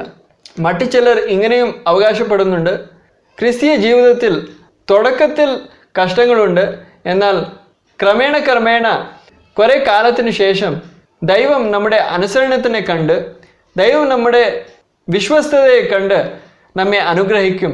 ഈ ലോകത്തിൽ സുഖങ്ങൾ, ഐശ്വര്യവും ധനവും നല്ല ആരോഗ്യവും നൽകി നമ്മെ അനുഗ്രഹിക്കുമെന്ന്. ക്രിസ്തീയ ജീവിതത്തിൽ തുടക്കത്തിൽ മാത്രമാണ് കഷ്ടത ഉള്ളതെന്ന് അവകാശപ്പെടുന്ന ആളുകളുണ്ട്. എന്നാൽ ദൈവവചനം അങ്ങനെ പറയുന്നതല്ല. ആദിമ നൂറ്റാണ്ടിൻ്റെ സഭയുടെ ചരിത്രം നമ്മൾ എടുത്തു പഠിച്ചാൽ, ആദിമ നൂറ്റാണ്ടിൽ ഉണ്ടായിരുന്ന അപ്പോസ്തലന്മാരുടെ ജീവിതവും നമ്മൾ എടുത്തു പഠിച്ചാൽ അങ്ങനെയല്ല. അപ്പോസ്തലനായ പൗലോസിനെ കുറിച്ച് നമുക്ക് ഒന്ന് ശ്രദ്ധിക്കാം. 1 കൊരിന്ത്യർ 4-ാമത്തെ അധ്യായം അതിൽ 11 മുതൽ 13 വരെ നമുക്ക് വായിക്കാം. ഈ നാഴിക വരെ, ഇവിടെ അപ്പോസ്തലനായ പൗലോസ് പറയുകയാണ്, ഈ നാഴിക വരെ. ചിലർ പറയുന്നത് തുടക്കത്തിൽ മാത്രമാണ് ക്രിസ്തീയ ജീവിതത്തിൽ കഷ്ടമുള്ളൂ. എന്നാൽ അപ്പോസ്തലനായ പൗലോസ് പറയുകയാണ്, ഈ നാഴിക വരെ ഞങ്ങൾ വിശന്നും ദാഹിച്ചും ഉടുപ്പാൻ ഇല്ലാതെയും കുത്തുകൊണ്ടും സ്ഥിരവാസം കൂടാതെയും ഇരിക്കുന്നു. സ്വന്തം കൈയാൽ വേല ചെയ്ത് അധ്വാനിക്കുന്നു. ശകാരം കേട്ടിട്ട് ആശീർവദിക്കുന്നു. ഉപദ്രവം ഏറ്റിട്ട് സഹിക്കുന്നു. ദൂഷണം കേട്ടിട്ട് നല്ല വാക്ക് പറയുന്നു. ഞങ്ങൾ ലോകത്തിൻ്റെ ചവറുപോലെയും ഇന്നുവരെ, പിന്നെയും പൗലോസ് പറയുകയാണ്, ഇന്നുവരെ സകലത്തിൻ്റെയും അഴുക്കായും തീർന്നിരിക്കുന്നു. അപ്പോൾ കഷ്ടത തുടക്കത്തിൽ മാത്രമായിരുന്നില്ല പൗലോസിൻ്റെ ജീവിതത്തിൽ. ആദിമ നൂറ്റാണ്ടിൽ ഉണ്ടായിരുന്ന അപ്പോസ്തലന്മാരുടെ ജീവിതത്തിൽ തുടക്കത്തിൽ മാത്രമല്ല, അവർ ശുശ്രൂഷയിൽ മുന്നേറും തോറും അവർ കഷ്ടതകളെ, ഉപദ്രവങ്ങളെ നേരിടുമായിരുന്നു. അതുകൊണ്ടാണ് അപ്പോസ്തലനായ പൗലോസ് ഇവിടെ പറയുന്നത്, ഇന്നുവരെ, ഈ നാഴിക വരെ ഞങ്ങൾ വിശന്നും ദാഹിച്ചും ഉടുപ്പില്ലാതെയും കുത്തുകൊണ്ടും സ്ഥിരവാസം കൂടാതെയും ഇരിക്കുന്നു. ദൈവവചനത്തിൽ ഇത് എഴുതിയിട്ടില്ല. എന്നാൽ ചരിത്രം പറയുന്നത് അപ്പോസ്തലനായ പൗലോസിൻ്റെ കുടുംബം വളരെ ധനമുണ്ടായിരുന്ന ഒരു കുടുംബമായിരുന്നു. അവരുടെ സ്വന്തം കപ്പലുകൾ ഉണ്ടായിരുന്നു. ആ കാലഘട്ടത്തിൽ കപ്പലുകൾ ഉള്ളവർ വളരെ ധനാഢ്യരായിരുന്നു. അങ്ങനെ ഇരിക്കുന്ന ഒരു കുടുംബത്തിലാണ് പൗലോസ് ജനിച്ചത്. കർത്താവിനെ പിൻപറ്റുന്നതിന് മുമ്പ് അദ്ദേഹത്തിൻ്റെ ജീവിതത്തിൽ വളരെ സുഖങ്ങളുണ്ടായിരുന്നു, ധനമുണ്ടായിരുന്നു. എന്നാൽ കർത്താവിനെ പിൻപറ്റുമ്പോൾ അതിനെ ഒക്കെയും ഉപേക്ഷിച്ച് കർത്താവിനെ സേവിക്കുവാൻ തുടങ്ങി, സുവിശേഷം പ്രസംഗിക്കുവാൻ തുടങ്ങി. ഇങ്ങനെ കർത്താവിനെ പിൻപറ്റുകയും കർത്താവിനെ സേവിക്കുകയും ചെയ്യുമ്പോൾ അദ്ദേഹം പല നഷ്ടങ്ങൾ അനുഭവിച്ചു, പല കഷ്ടങ്ങൾ അനുഭവിച്ചു. തുടക്കത്തിൽ കഷ്ടങ്ങളുണ്ടായിരുന്നു. എന്നാൽ അദ്ദേഹം ഇങ്ങനെ ശുശ്രൂഷയിൽ മുൻപോട്ട് പോകുന്തോറും തൻ്റെ കഷ്ടതകൾ കുറയുന്നതായി നമുക്ക് കാണുവാൻ കഴിയുന്നതല്ല. ഇവിടെ നമ്മൾ വായിക്കുന്നത് തൻ്റെ ശുശ്രൂഷയുടെ ആ കാലഘട്ടത്തിൽ അദ്ദേഹം പറയുകയാണ്, ഈ നാഴിക വരെ, അതല്ലാതെ 13-ാമത്തെ വാക്യത്തിൽ ഇന്നുവരെ. അപ്പോൾ ക്രിസ്തീയ ജീവിതത്തിൽ തുടക്കത്തിൽ മാത്രമാണ് കഷ്ടത. എന്നാൽ ക്രമേണ കാലം നീങ്ങുന്തോറും കർത്താവ് നമ്മുടെ ജീവിതത്തിൽ ഭൗതികമായ ശാരീരികമായ സുഖങ്ങൾ നൽകി നമ്മെ അനുഗ്രഹിക്കുമെന്ന് പറയുന്ന കാര്യം നേരെ തെറ്റാണ്. ദൈവവചനം അങ്ങനെ പഠിപ്പിക്കുന്നില്ല. അപ്പോസ്തലനായ പൗലോസിന്റെ ജീവിതം തന്നെ നമ്മൾ കാണുമ്പോൾ ഈ സമയത്ത് നമ്മൾ കണ്ടത് അദ്ദേഹം പറയുന്നത് ഈ നാഴിക വരെ, ഇന്ന് വരെ എന്ന് പറഞ്ഞ് തൻ്റെ കഷ്ടതകളെ കുറിച്ച് പറയുകയാണ്. അതിനുശേഷം തൻ്റെ അവസാന സമയം എങ്ങനെ ആയിരുന്നു എന്ന് നമ്മൾ തിമോത്തിയോസിന് എഴുതിയ 2-ാം ലേഖനത്തിൽ നമുക്ക് കാണുവാൻ കഴിയും. 2 തിമോത്തിയോസ് 4-ാം അധ്യായം അതിൽ 6 മുതൽ 10 വരെ നമുക്ക് വായിക്കാം. ഞാനോ ഇപ്പോൾ തന്നെ പാനീയ യാഗമായി ഒഴിക്കപ്പെടുന്നു, എൻ്റെ നിര്യാണ കാലവും അടുത്തിരിക്കുന്നു. പൗലോസ് ആത്മാവിനാൽ മനസ്സിലാക്കുകയാണ് തൻ്റെ മരണത്തിൻ്റെ സമയം അടുക്കാറായി എന്ന്. അതുകൊണ്ട് അദ്ദേഹം ഇവിടെ പറയുകയാണ്, എൻ്റെ നിര്യാണ കാലം അടുത്തിരിക്കുന്നു. അതിൻ്റെ ശേഷം താൻ പറയുന്നത്, ഞാൻ നല്ല പോർ പൊരുതു, ഓട്ടം തികച്ചു, വിശ്വാസം കാത്തു. കർത്താവിന് വേണ്ടി എത്രയോ കഷ്ടങ്ങൾ സഹിച്ച് അപ്പോസ്തലനായ പൗലോസ് ശുശ്രൂഷ ചെയ്തു. അനേക സഭകളെ സ്ഥാപിക്കുവാൻ കർത്താവ് പൗലോസിനെ ഉപയോഗിച്ചു. എത്ര പ്രതികൂലങ്ങൾ, എത്ര പ്രശ്നങ്ങൾ നേരിട്ടാലും പൗലോസ് ഇടത്തോട്ടോ വലത്തോട്ടോ മാറാതെ കർത്താവിന് വേണ്ടി എരിവോടു കൂടെ വിശ്വസ്തയോടു കൂടെ നിലനിന്നു, വിശ്വാസത്തെ കാത്തു, നല്ല പോർ പൊരുതി, ഓട്ടം തികച്ചു. കർത്താവ് പൗലോസിനെ ഏൽപ്പിച്ചതായിരുന്ന ആ വേലയെ പൗലോസ് തികച്ചു. എന്നാൽ ഈ ലോകത്തിൽ നമ്മൾ പറയുന്നത് പോലെ സുഖമായ ഒരു ജീവിതം പൗലോസിന് ലഭിച്ച് ദൈവം അങ്ങനെ പൗലോസിനെ ഒരു പ്രതിഫലം ഈ ലോകത്തിൽ കൊടുത്തില്ല. തൻ്റെ പ്രതിഫലം ഈ ലോകത്തിൽ അല്ലായിരുന്നു എന്ന് ഇതിൻ്റെ മുൻപിലുള്ള വാക്യത്തിൽ നമുക്ക് വായിക്കുവാൻ കഴിയും. 8-ാമത്തെ വാക്യം നമുക്ക് വായിക്കാം. ഇനി നീതിയുടെ കിരീടം എനിക്കായി വെച്ചിരിക്കുന്നു, അത് നീതിയുള്ള ന്യായാധിപതിയായ കർത്താവ് ആ ദിവസത്തിൽ എനിക്ക് നൽകും. അപ്പോൾ പൗലോസ് പറയുകയാണ്, ഇപ്പോഴല്ല, ഈ സമയത്ത്, ഈ ലോകത്തിലല്ല എൻ്റെ പ്രതിഫലം. നീതിയുള്ള ന്യായാധിപതിയായ എൻ്റെ കർത്താവ് ആ ദിവസത്തിൽ എനിക്ക് ആ നീതിയുടെ കിരീടം തരും. ഇത് പൗലോസിൻ്റെ ജീവിതത്തിലുള്ള വിഷയം മാത്രമല്ല. പൗലോസ് പറയുന്നത് എനിക്ക് മാത്രമല്ല, അവൻ്റെ പ്രത്യക്ഷതയിൽ പ്രിയം വെച്ച ഏവർക്കും കൂടെ. അപ്പോൾ പൗലോസ് മാത്രമല്ല, നാം എല്ലാവരും നമ്മുടെ പ്രതിഫലം പ്രാപിക്കുന്ന ദിവസം അന്ന് മാത്രമാണ്. കർത്താവിൻ്റെ വരവെങ്കിലാണ് നമ്മൾ ക്രിസ്തുവിൻ്റെ ന്യായാസനത്തിൻ്റെ മുൻപാകെ നിൽക്കുമ്പോഴാണ് നമ്മൾ നമ്മുടെ പ്രതിഫലങ്ങളെ പ്രാപിക്കുന്നത്. അതിൻ്റെ ശേഷം പൗലോസ് പറയുകയാണ്, തിമോത്തിയോസേ, എൻ്റെ അടുക്കൽ വേഗത്തിൽ വരുവാൻ ഉത്സാഹിക്കുക. 9-ാമത്തെ വാക്യത്തിൽ നമ്മൾ വായിക്കുന്നു, വേഗത്തിൽ എൻ്റെ അടുക്കൽ വരുവാൻ ഉത്സാഹിക്കുക. ഈ സന്ദർഭത്തിൽ ഈ ലേഖനം എഴുതുമ്പോൾ അപ്പോസ്തലനായ പൗലോസ് റോമ പട്ടണത്തിൽ ഒരു കാരാഗൃഹത്തിലാണ്, തടവിലാണ്. ആ സന്ദർഭത്തിൽ ഈ ലേഖനം എഴുതുമ്പോൾ തനിക്ക് മനസ്സിലായി, എൻ്റെ മരണം അടുക്കാറായി. തിമോത്തിയോസിനെ വിളിക്കുകയാണ്, വേഗത്തിൽ വരിക. എന്നാൽ തിമോത്തിയോസ് എത്തുന്നതിന് മുമ്പ് തന്നെ പൗലോസിൻ്റെ ശിരസ് ഛേദിക്കപ്പെടുവാൻ ഇടയായി. അവസാനം വരെ പൗലോസിന് ഒരു സുഖവും ഈ ലോകത്തിൽ കിട്ടിയില്ല, പ്രിയ സഹോദരന്മാരെ. അതിൻ്റെ ശേഷം 10-ാം വാക്യത്തിൽ അദ്ദേഹം പറയുകയാണ്, ദേമാസ് ഈ ലോകത്തെ സ്നേഹിച്ചിട്ട് എന്നെ വിട്ട് തെസലോനിക്കയിലേക്ക് പോയി. അതല്ലാതെ അദ്ദേഹം പറയുന്നു, ക്രേസ്കേസ് ഗലാത്യയ്ക്കും തീത്തോസ് ദൽമാത്യയ്ക്കും പോയി. അപ്പോൾ പൗലോസിനെ പലരും തന്നെ വിട്ടയച്ച് പോവുകയാണ്. അതിനുശേഷം അദ്ദേഹം പറയുകയാണ്, ലൂക്കോസ് മാത്രമേ എൻ്റെ അരികിലുള്ളൂ. താൻ ഈ ഭൂലോകത്തിൽ നിന്ന് യാത്ര പറയുമ്പോൾ തൻ്റെ കൂടെ എല്ലാവരും ഇല്ല. എല്ലാ കൂട്ടി ശുശ്രൂഷകന്മാരും തൻ്റെ കൂടെ ഇല്ല. ദേമാസ് അദ്ദേഹത്തെ വിട്ടേച്ചു പോയി. തീത്തോസും ക്രേസ്കേസും തന്നെ വിട്ടേച്ചു പോയി.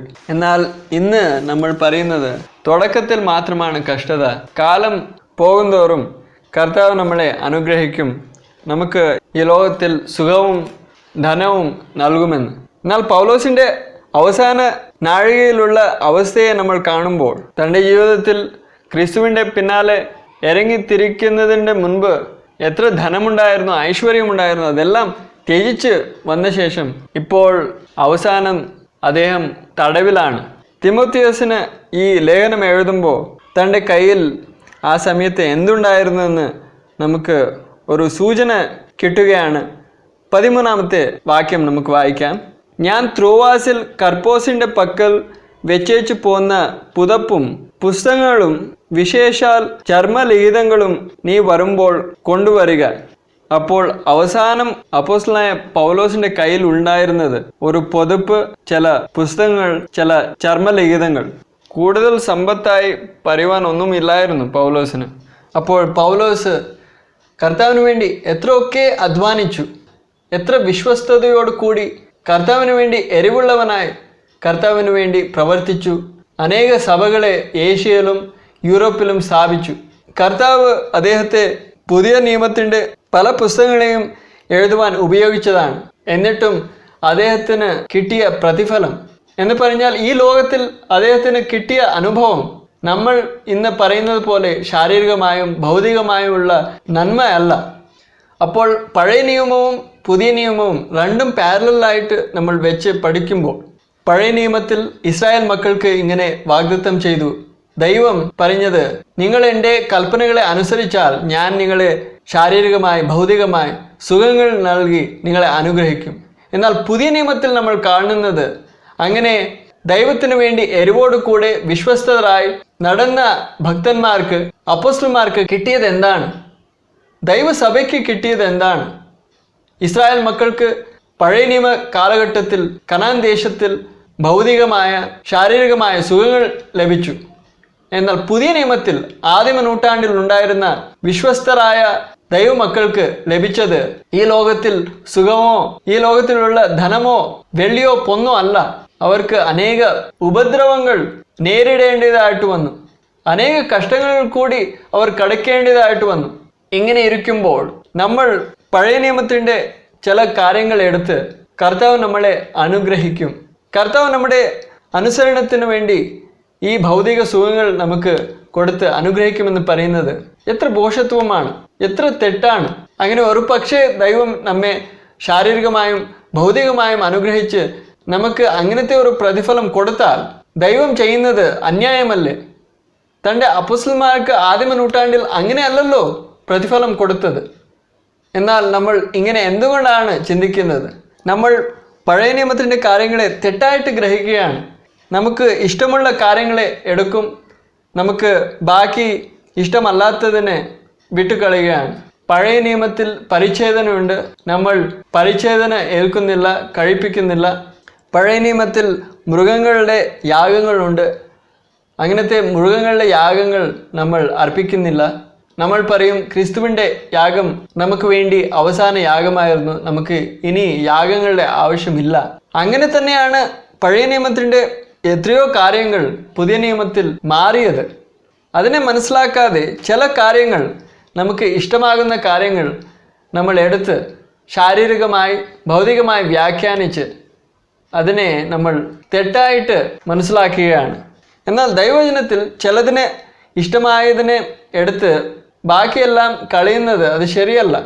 അങ്ങനെ ദൈവവചനം നമ്മൾ പഠിച്ചാൽ ശരിയായിട്ട് മനസ്സിലാക്കുവാൻ കഴിയുന്നതല്ല. അതുകൊണ്ട് പഴയ നിയമവും പുതിയ നിയമത്തിലും ഉള്ള വ്യത്യാസം, ഏതൊക്കെ കാര്യങ്ങളാണ് മുഖ്യമായി മാറിയത് എന്ന് നമുക്ക് ഒന്ന് ശ്രദ്ധിക്കാം. പഴയ നിയമത്തിൽ യാഗങ്ങൾ ഉണ്ടായിരുന്നു, മൃഗങ്ങളുടെ യാഗങ്ങൾ ഉണ്ടായിരുന്നു. എന്നാൽ പുതിയ നിയമത്തിൽ നമുക്ക് മൃഗങ്ങളുടെ യാഗമല്ല, ക്രിസ്തുവിൻ്റെ അവസാനത്തെ യാഗം നമുക്ക് വേണ്ടി അർപ്പിക്കപ്പെട്ടു. ഇനി നാം യാഗങ്ങൾ അർപ്പിക്കാൻ ആവശ്യമല്ല. അതിനെക്കുറിച്ച് നമ്മൾ എബ്രായ ലേഖനം 10-ാമത്തെ അധ്യായം 11, 12, 14 നമുക്ക് വായിക്കാം. ഏതു പുരോഹിതനും ദിവസേന ശുശ്രൂഷിച്ചും പാപങ്ങളെ പരിഹരിപ്പാൻ ഒരു നാളും കഴിയാത്ത അതേ യാഗങ്ങളെ കൂടെ കൂടെ കഴിച്ചും കൊണ്ട് നിൽക്കുന്നു.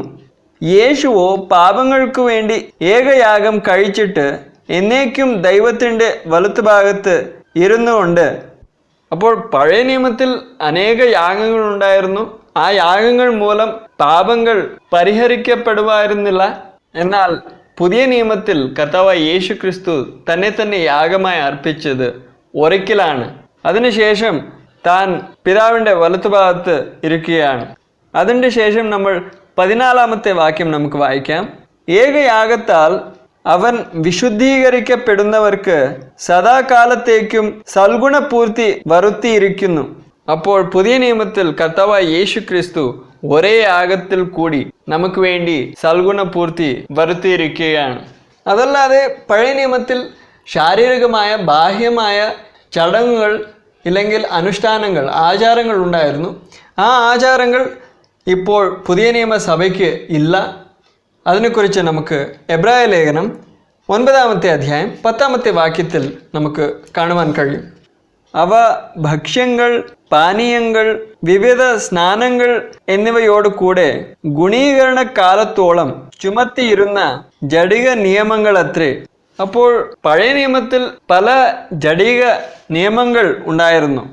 ഭക്ഷണങ്ങളുടെ കുറിച്ച്, പാനീയങ്ങളുടെ കുറിച്ച്, വിവിധ സ്നാനങ്ങളുടെ കുറിച്ച്, ബാഹ്യമായ പല കാര്യങ്ങൾ ഉണ്ടായിരുന്നു. ഈ വിഷയങ്ങളെല്ലാത്തിനും ഒരു കാലാവധി വെച്ചായിരുന്നു.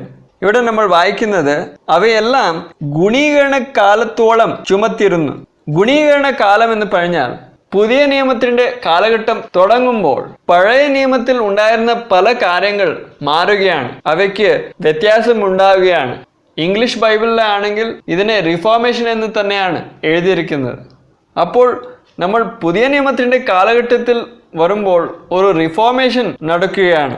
ഈ ജഡിക നിയമങ്ങൾ നമ്മുടെ മേൽ ഇപ്പോഴില്ല. പഴയ നിയമത്തിൽ കാണുന്ന ജഡിക വിഷയങ്ങളെ നമ്മൾ അനുഷ്ഠിക്കുന്നില്ല. അപ്പോൾ പഴയ നിയമത്തിൽ എന്ത് ആക്ഷരികമായിരുന്നോ, ഭൗതികമായിരുന്നോ, ശാരീരികമായിരുന്നോ അവയൊക്കെയും പുതിയ നിയമത്തിൽ വരുമ്പോൾ ആത്മീകമാണ്, ആത്മീക അർത്ഥമുള്ളതാണ്. അതുകൊണ്ട് പഴയ നിയമത്തിൻ്റെ കാര്യങ്ങൾ, ശാരീരികമായ ഭൗതികമായ കാര്യങ്ങൾ നമ്മൾ അങ്ങനെ തന്നെ എടുക്കുന്നില്ല. ഇതൊക്കെയും ക്രിസ്തുവിൻ്റെ നിഴലായിരുന്നു, പുതിയ നിയമത്തിൻ്റെ സത്യങ്ങളുടെ നിഴലായിരുന്നു. അതിനെക്കുറിച്ച് നമുക്ക് വായിക്കാം. കൊലോസ്യ ലേഖനം 2-ാമത്തെ അധ്യായം 16-17 നമുക്ക് വായിക്കാം. അതുകൊണ്ട് ഭക്ഷണപാനങ്ങൾ സംബന്ധിച്ചോ പെരുന്നാൾ, വാവ്, ശബ്ബത്ത് എന്നീ കാര്യത്തിലോ ആരും നിങ്ങളെ വിധിക്കരുത്. ഇവ വരുവാനിരുന്നവയുടെ നിഴലത്രേ, ദേഹം എന്നതോ ക്രിസ്തുവിനുള്ളത്. അതല്ലാതെ ദൈവം പഴയ നിയമത്തിൽ ഇസ്രായേൽ മക്കൾക്ക് ഈ ഭൂമിയിൽ തന്നെ ഒരു ദേശം, കനാൻ ദേശം വാഗ്ദത്തമായി അവർക്ക് നൽകി. അവരുടെ അവകാശം അതായിരുന്നു. എന്നാൽ പുതിയ നിയമത്തിൻ്റെ ദൈവമക്കളായ നമുക്ക് കർത്താവ് നൽകിയിരിക്കുന്ന അവകാശം ഈ ഭൂമിയിലുള്ള ഒരു സ്വത്തല്ല. അതിനെക്കുറിച്ച് നമുക്ക് 1 പത്രോസ് 1-ാമത്തെ അധ്യായം 4-5 വാക്യങ്ങളിൽ നമുക്ക് കാണുവാൻ കഴിയും. അന്ത്യകാലത്തിൽ വെളിപ്പെടുവാൻ ഒരുങ്ങിയിരിക്കുന്ന രക്ഷയ്ക്ക് വിശ്വാസത്താൽ ദൈവശക്തിയിൽ കാക്കപ്പെടുന്ന നിങ്ങൾക്ക് വേണ്ടി സ്വർഗത്തിൽ സൂക്ഷിച്ചിരിക്കുന്നതും ക്ഷയം, മാലിന്യം, വാട്ടം എന്നിവ ഇല്ലാത്തതുമായ അവകാശത്തിനായി തന്നെ വീണ്ടും ജനിപ്പിച്ചിരിക്കുന്നു. അപ്പോൾ സ്വർഗത്തിൽ നമുക്ക് വേണ്ടി വെച്ചിരിക്കുന്ന ആ പ്രതിഫലം, ആ അവകാശം ക്ഷയം ഇല്ലാത്തതാണ്, മാലിന്യം ഇല്ലാത്തതാണ്, വാട്ടം ഇല്ലാത്തതാണ്. ആ പ്രതിഫലം ഈ ലോകത്തിലല്ല, സ്വർഗത്തിൽ നമുക്ക് വേണ്ടി സൂക്ഷിച്ചിരിക്കുകയാണ്. അതുകൊണ്ട് ജനറലായി നമുക്ക് മനസ്സിലാക്കുവാൻ കഴിയുന്നത് പഴയ നിയമത്തിൽ ശാരീരികമായി, ഭൗതികമായി നമ്മൾ കാണുന്ന കാര്യങ്ങൾ പുതിയ നിയമത്തിൽ ആത്മീകമാണ്. അതല്ലാതെ പഴയ നിയമത്തിൽ ഒരു അക്ഷരികമായ ഒരു കെട്ടിടമായിരുന്നു ദേവാലയം. യെരൂശലേം പട്ടണത്തിൽ ഉണ്ടായിരുന്ന ദേവാലയം. അതിനു മുൻപ് സമാഗമന കൂടാരത്തിലും യെരൂശലേം ദേവാലയത്തിലും ദൈവത്തിൻ്റെ മഹത്വം ദൃശ്യമായി വസിക്കുമായിരുന്നു. എന്നാൽ പുതിയ നിയമത്തിൽ ഒരു കെട്ടിടമല്ല ദേവാലയം. നമ്മൾ ഓരോരുത്തരാണ് ദൈവത്തിൻ്റെ ആലയം. അതല്ലാതെ സാർവത്രിക സഭ ഒന്നായി ദൈവത്തിൻ്റെ ആലയമാണ്. അപ്പോൾ സഭ ദൈവത്തിൻ്റെ ആലയമാണ്. സഭയിലുള്ള എല്ലാ വിശ്വാസികളും ഓരോരുത്തരും വ്യക്തിപരമായി ദൈവത്തിൻ്റെ ആത്മാവിൻ്റെ ആലയമാണ്. അതിനെക്കുറിച്ച് നമുക്ക് വായിക്കാം. എഫേസ്യ ലേഖനം 2-ാമത്തെ അധ്യായം 21-ാമത്തെ വാക്യം. ഇവിടെ നമ്മൾ സഭയെ കുറിച്ച് വായിക്കുകയാണ്. അവനിൽ കെട്ടിടം മുഴുവനും യുക്തമായി ചേർന്ന് കർത്താവിൽ വിശുദ്ധ മന്ദിരമായി വളരുന്നു. അപ്പോൾ കർത്താവിൻ്റെ സഭ ദൈവ മന്ദിരമാണ്, ദൈവാലയമാണ്. ഇവിടെ നമ്മൾ വായിക്കുന്നത് കർത്താവിൽ വിശുദ്ധ മന്ദിരമായി വളരുന്നു. സഭ ദൈവത്തിൻ്റെ ആലയമാണ്. അതല്ലാതെ ഓരോ വിശ്വാസികളും ദൈവാത്മാവിൻ്റെ ആലയമാണ്. അതിനെക്കുറിച്ച് 1 കൊരിന്ത്യർ 6-ാമത്തെ അധ്യായം 19-20 നമുക്ക് വായിക്കാം. ദൈവത്തിൻ്റെ ദാനമായി നിങ്ങളിൽ ഇരിക്കുന്ന പരിശുദ്ധാത്മാവിൻ്റെ മന്ദിരമാകുന്നു നിങ്ങളുടെ ശരീരമെന്നും നിങ്ങളെ വിലയ്ക്ക് വാങ്ങിയിരിക്കയാൽ നിങ്ങൾ താങ്കൾക്കുള്ളവർ അല്ല എന്നും അറിയുന്നില്ലയോ? ആകയാൽ നിങ്ങളുടെ ശരീരം കൊണ്ട് ദൈവത്തെ മഹത്വപ്പെടുത്തുവിൻ. ഇവിടെ ദൈവവചനം നമ്മെ അറിയിക്കുന്നത് പുതിയ നിയമ ദൈവസഭയിലുള്ള ഓരോ വിശ്വാസി ദൈവത്തിന്റെ ആലയമാണ്. എന്തിനെന്ന് ചോദിച്ചാൽ ഓരോ വിശ്വാസിയുടെ ഉള്ളിൽ ദൈവത്തിന്റെ ആത്മാവ് വസിക്കുകയാണ്. അതുകൊണ്ട് ഓരോ വിശ്വാസി ദൈവത്തിന്റെ ആലയമാണ്. അതല്ലാതെ പഴയ നിയമത്തിൽ പുരോഹിതന്മാരുണ്ടായിരുന്നു. ദൈവജനമായ ഇസ്രായേൽ മക്കൾ ദൈവത്തിനു വേണ്ടി യാഗം അർപ്പിക്കണമെങ്കിൽ താങ്കൾ സ്വതവേ യാഗം അർപ്പിക്കുവാൻ കഴിയുന്നതല്ലായിരുന്നു. അവർ തങ്ങളുടെ യാഗം പുരോഹിതന് ഏൽപ്പിക്കും. പുരോഹിതന് അവർക്ക് വേണ്ടി യാഗം കഴിക്കുമായിരുന്നു. എന്നാൽ പുതിയ നിയമത്തിൽ വരുമ്പോൾ ദൈവവും ദൈവജനത്തിൻ്റെ ഇടയിൽ നമ്മുടെ കർത്താവ് യേശു ക്രിസ്തുവാണ് മധ്യസ്ഥനായുള്ളത്, നമ്മുടെ മഹാപുരോഹിതനായുള്ളത്. നമ്മൾ എല്ലാവരും പുരോഹിതന്മാരാണ്. ഓരോ വിശ്വാസിയും പുതിയ നിയമത്തിൽ പുരോഹിതനാണ്. നമ്മുടെ മഹാപുരോഹിതൻ നമ്മുടെ കർത്താവ് യേശു ക്രിസ്തു തന്നെയാണ്. അതിനെക്കുറിച്ച് നമുക്ക് 1 പത്രോസ് 2-ാമത്തെ അധ്യായം 9-ാമത്തെ വാക്യത്തിൽ വായിക്കാം. നിങ്ങളോ അന്ധകാരത്തിൽ നിന്ന് തൻ്റെ അത്ഭുത പ്രകാശത്തിലേക്ക് നിങ്ങളെ വിളിച്ചവൻ്റെ സൽഗുണങ്ങളെ ഘോഷിപ്പാൻ തക്കവണ്ണം തെരഞ്ഞെടുക്കപ്പെട്ട ഒരു ജാതിയും രാജകീയ പുരോഹിത വർഗവും വിശുദ്ധ വംശവും സ്വന്ത ജനവും ആകുന്നു. അപ്പോൾ പുതിയ നിയമ ദൈവസഭയുടെ വിശ്വാസികൾ ഓരോരുത്തരും രാജകീയ പുരോഹിതന്മാരാണ്. അതുകൂടാതെ അവർ തിരഞ്ഞെടുക്കപ്പെട്ട ഒരു ജാതിയാണ്, വിശുദ്ധ വംശമാണ്, ദൈവത്തിൻ്റെ സ്വന്തം ജനമാണ്, ദൈവത്തിൻ്റെ തിരഞ്ഞെടുക്കപ്പെട്ട ജനമാണ്. അതുകൊണ്ട് ദൈവവും മനുഷ്യന്റെ ഇടയിൽ ഒരു മനുഷ്യനായ പുരോഹിതനില്ല. അതുകൊണ്ട് ധൈര്യമായി കർത്താവ് യേശു ക്രിസ്തുവിൻ്റെ നാമത്തിൽ പരിശുദ്ധാത്മാവിൻ്റെ സഹായത്താൽ പരിശുദ്ധാത്മാവിൻ്റെ നിറവിനാൽ നമ്മൾ ദൈവത്തിൻ്റെ കൃപാസനത്തിൻ്റെ മുൻപിൽ ചെന്നെത്താം. അവിടെ ദൈവത്തിൻ്റെ വിശുദ്ധ സാന്നിധ്യത്തിൽ നമ്മൾ ആരാധിക്കാം, പ്രാർത്ഥിക്കാം, മധ്യസ്ഥത അണയ്ക്കാം.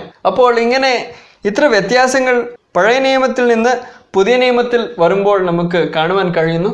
എന്നിട്ടും നമ്മൾ പഴയ നിയമത്തെ ഉപേക്ഷിക്കുന്നില്ല.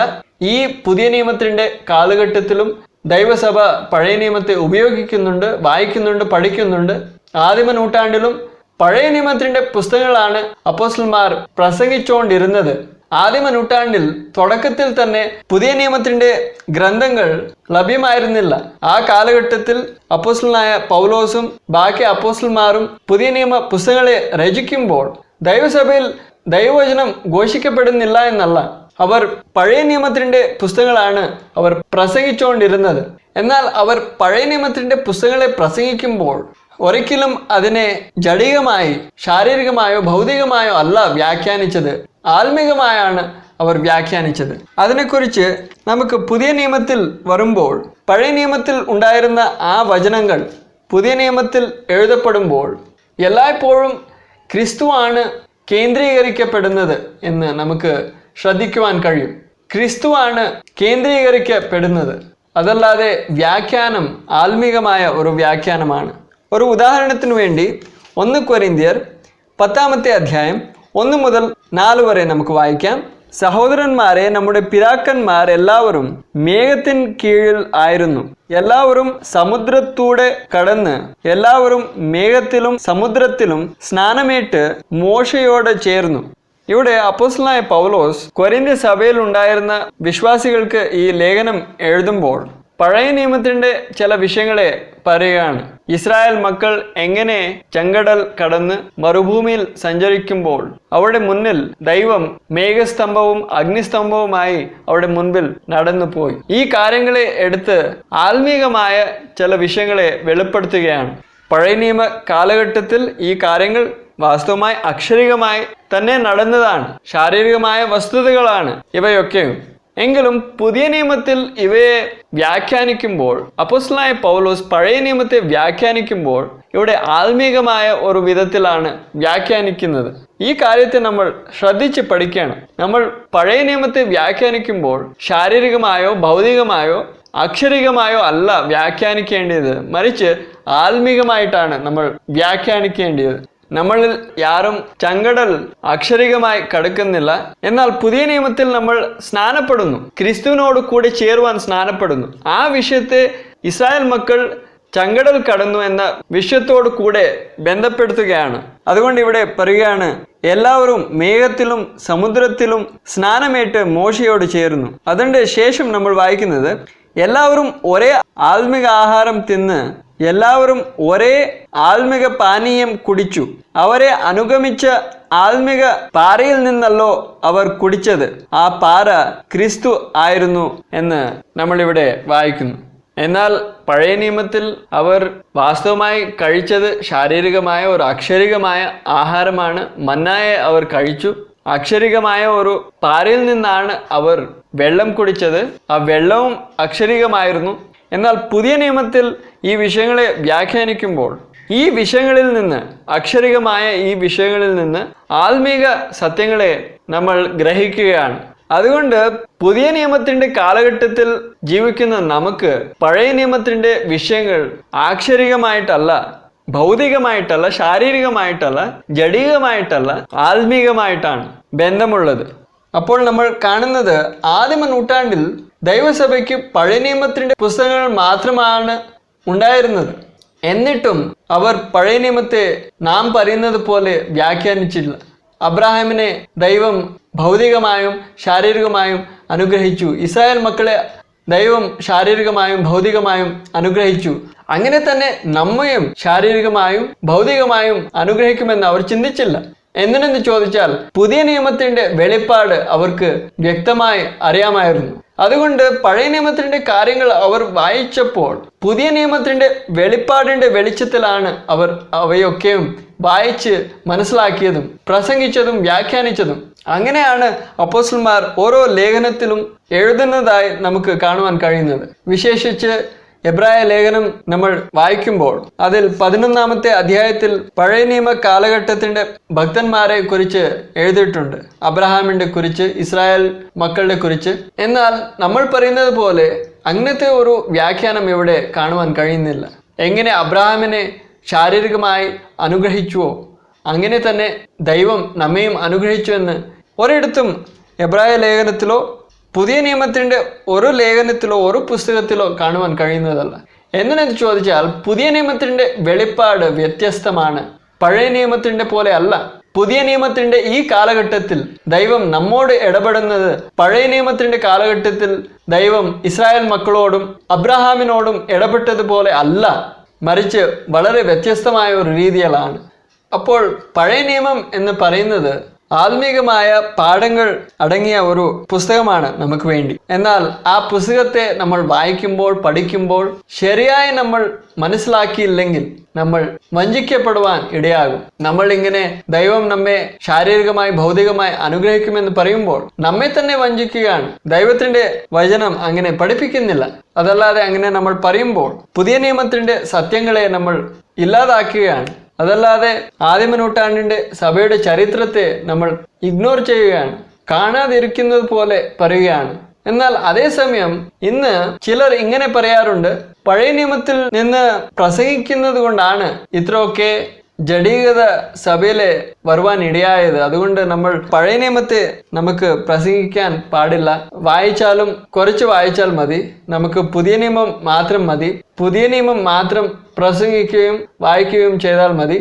നമുക്ക് പഴയ നിയമത്തിൻ്റെ ആവശ്യമില്ല എന്ന്. എന്നാൽ ഇത് തെറ്റായ ഒരു ചിന്തയാണ്. ആദിമ നൂറ്റാണ്ടിൽ ഞാൻ പറഞ്ഞതുപോലെ സഭയ്ക്ക് ഉണ്ടായിരുന്ന ദൈവവചനം പഴയ നിയമമാണ്. പഴയ നിയമത്തിലെ ഒരു തെറ്റില്ല. ആദിമ നൂറ്റാണ്ടിൽ സഭ പഴയ നിയമത്തെ വായിച്ചപ്പോൾ തെറ്റായി മനസ്സിലാക്കിയില്ല. എന്നാൽ ഇന്ന് നമ്മൾ പഴയ നിയമത്തെ വായിക്കുമ്പോൾ നമ്മൾ തെറ്റായി മനസ്സിലാക്കുകയാണ്. അതിനുള്ള കാരണം നമ്മൾ ദൈവവചനത്തിന് മുൻപേ വരുമ്പോൾ നമ്മുടെ മനോഭാവം ശരിയായ മനോഭാവമല്ല. നമ്മുടെ ജഡികമായ ഇച്ഛകൾ, നമ്മുടെ താല്പര്യങ്ങൾ, നമ്മുടെ ആഗ്രഹങ്ങൾ വെച്ചുകൊണ്ടാണ് നമ്മൾ വചനത്തെ അടുക്കുന്നത്.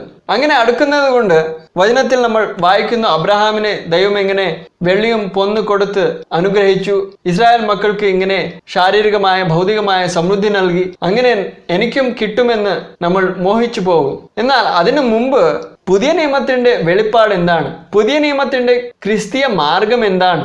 കർത്താവായ യേശു ക്രിസ്തുവിന്റെ കൽപ്പനകൾ എന്തൊക്കെയാണ്? ഉപദേശം എന്താണെന്ന് മനസ്സിലാക്കി പുതിയ നിയമത്തിന്റെ വെളിപ്പാടിന്റെ വെളിച്ചത്തിൽ പഴയ നിയമത്തെ നമ്മൾ വായിക്കുമ്പോൾ നമുക്ക് ഇങ്ങനത്തെ തെറ്റായ ഒരു ധാരണയിൽ നിന്ന് നമുക്ക് രക്ഷപ്പെടുവാൻ ഇടയാകും.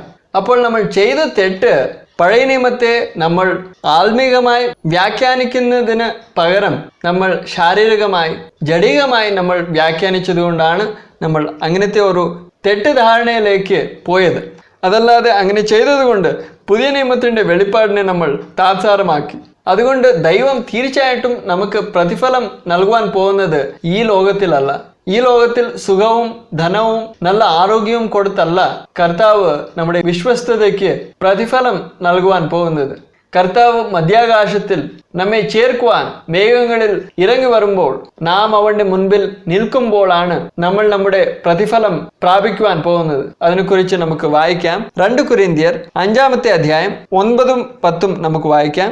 അതുകൊണ്ട് ശരീരത്തിൽ വസിച്ചാലും ശരീരം വിട്ടാലും ഞങ്ങൾ അവനെ പ്രസാദിപ്പിക്കുന്നവർ ആകുവാൻ അഭിമാനിക്കുന്നു. അപ്പോൾ നമ്മൾ ശരീരത്തിൽ ജീവനോടിരുന്നാലും നമ്മൾ ശരീരം വിട്ട് മരണത്തിലൂടെ ഈ ലോകത്തെ യാത്ര പറഞ്ഞാലും നമ്മൾ ദൈവത്തെ പ്രസാദിപ്പിക്കുന്നവർ ആയിരിക്കണമെന്നാണ് നമ്മൾ ആഗ്രഹിക്കുന്നത്. എന്തുകൊണ്ടാണെന്ന് നമ്മൾ മുൻപിലുള്ള വാക്യത്തിൽ നമ്മൾ കാണുന്നു. നമ്മൾ വായിക്കുന്നത് 10-ാമത്തെ വാക്യം നമുക്ക് വായിക്കാം. അവനവൻ ശരീരത്തിൽ ഇരിക്കുമ്പോൾ ചെയ്തത് നല്ലതാകിലും തീയതാകിലും അതിന് തക്കവണ്ണം പ്രാപിക്കേണ്ടതിന് നാം എല്ലാവരും ക്രിസ്തുവിൻ്റെ ന്യായാസനത്തിൻ്റെ മുൻപാകെ വെളിപ്പെടേണ്ടതാകുന്നു. അപ്പോൾ നമ്മൾ ദേഹത്തിൽ ഇരിക്കുമ്പോൾ നമ്മൾ എന്തൊക്കെ ചെയ്തിട്ടുണ്ടോ, കർത്താവിന് വേണ്ടി എന്തൊക്കെ ചെയ്തിട്ടുണ്ടോ, അത് നല്ലതായാലും തീയതായാലും അതിനൊക്കെയും തക്കവണ്ണം പ്രതിഫലം പ്രാപിക്കുവാൻ നമ്മൾ കർത്താവിന് വേണ്ടി നല്ലത് ചെയ്തിട്ടുണ്ടെങ്കിൽ അതിനുവേണ്ടി പ്രതിഫലം വാങ്ങുവാനും തീയത് ചെയ്തിട്ടുണ്ടെങ്കിൽ അതിനുവേണ്ടി നമുക്ക് പ്രതിഫലം നഷ്ടമാകുകയാണ്. ആ ഒരു അനുഭവം നമുക്ക് കിട്ടുന്നത് കർത്താവ് മധ്യാകാശത്തിൽ നമ്മെ ചേർക്കുവാൻ വരുമ്പോൾ നമ്മൾ കർത്താവിനെ മധ്യാകാശത്തിൽ എതിരേറ്റ ശേഷം നമ്മൾ ക്രിസ്തുവിൻ്റെ ന്യായാസനത്തിൻ്റെ മുൻപാകെ നമ്മൾ നിൽക്കും. അന്നാണ് നമ്മുടെ പ്രതിഫലം നമുക്ക് ലഭിക്കുന്നത്. നമ്മുടെ പ്രതിഫലം ഈ ലോകത്തിലല്ല.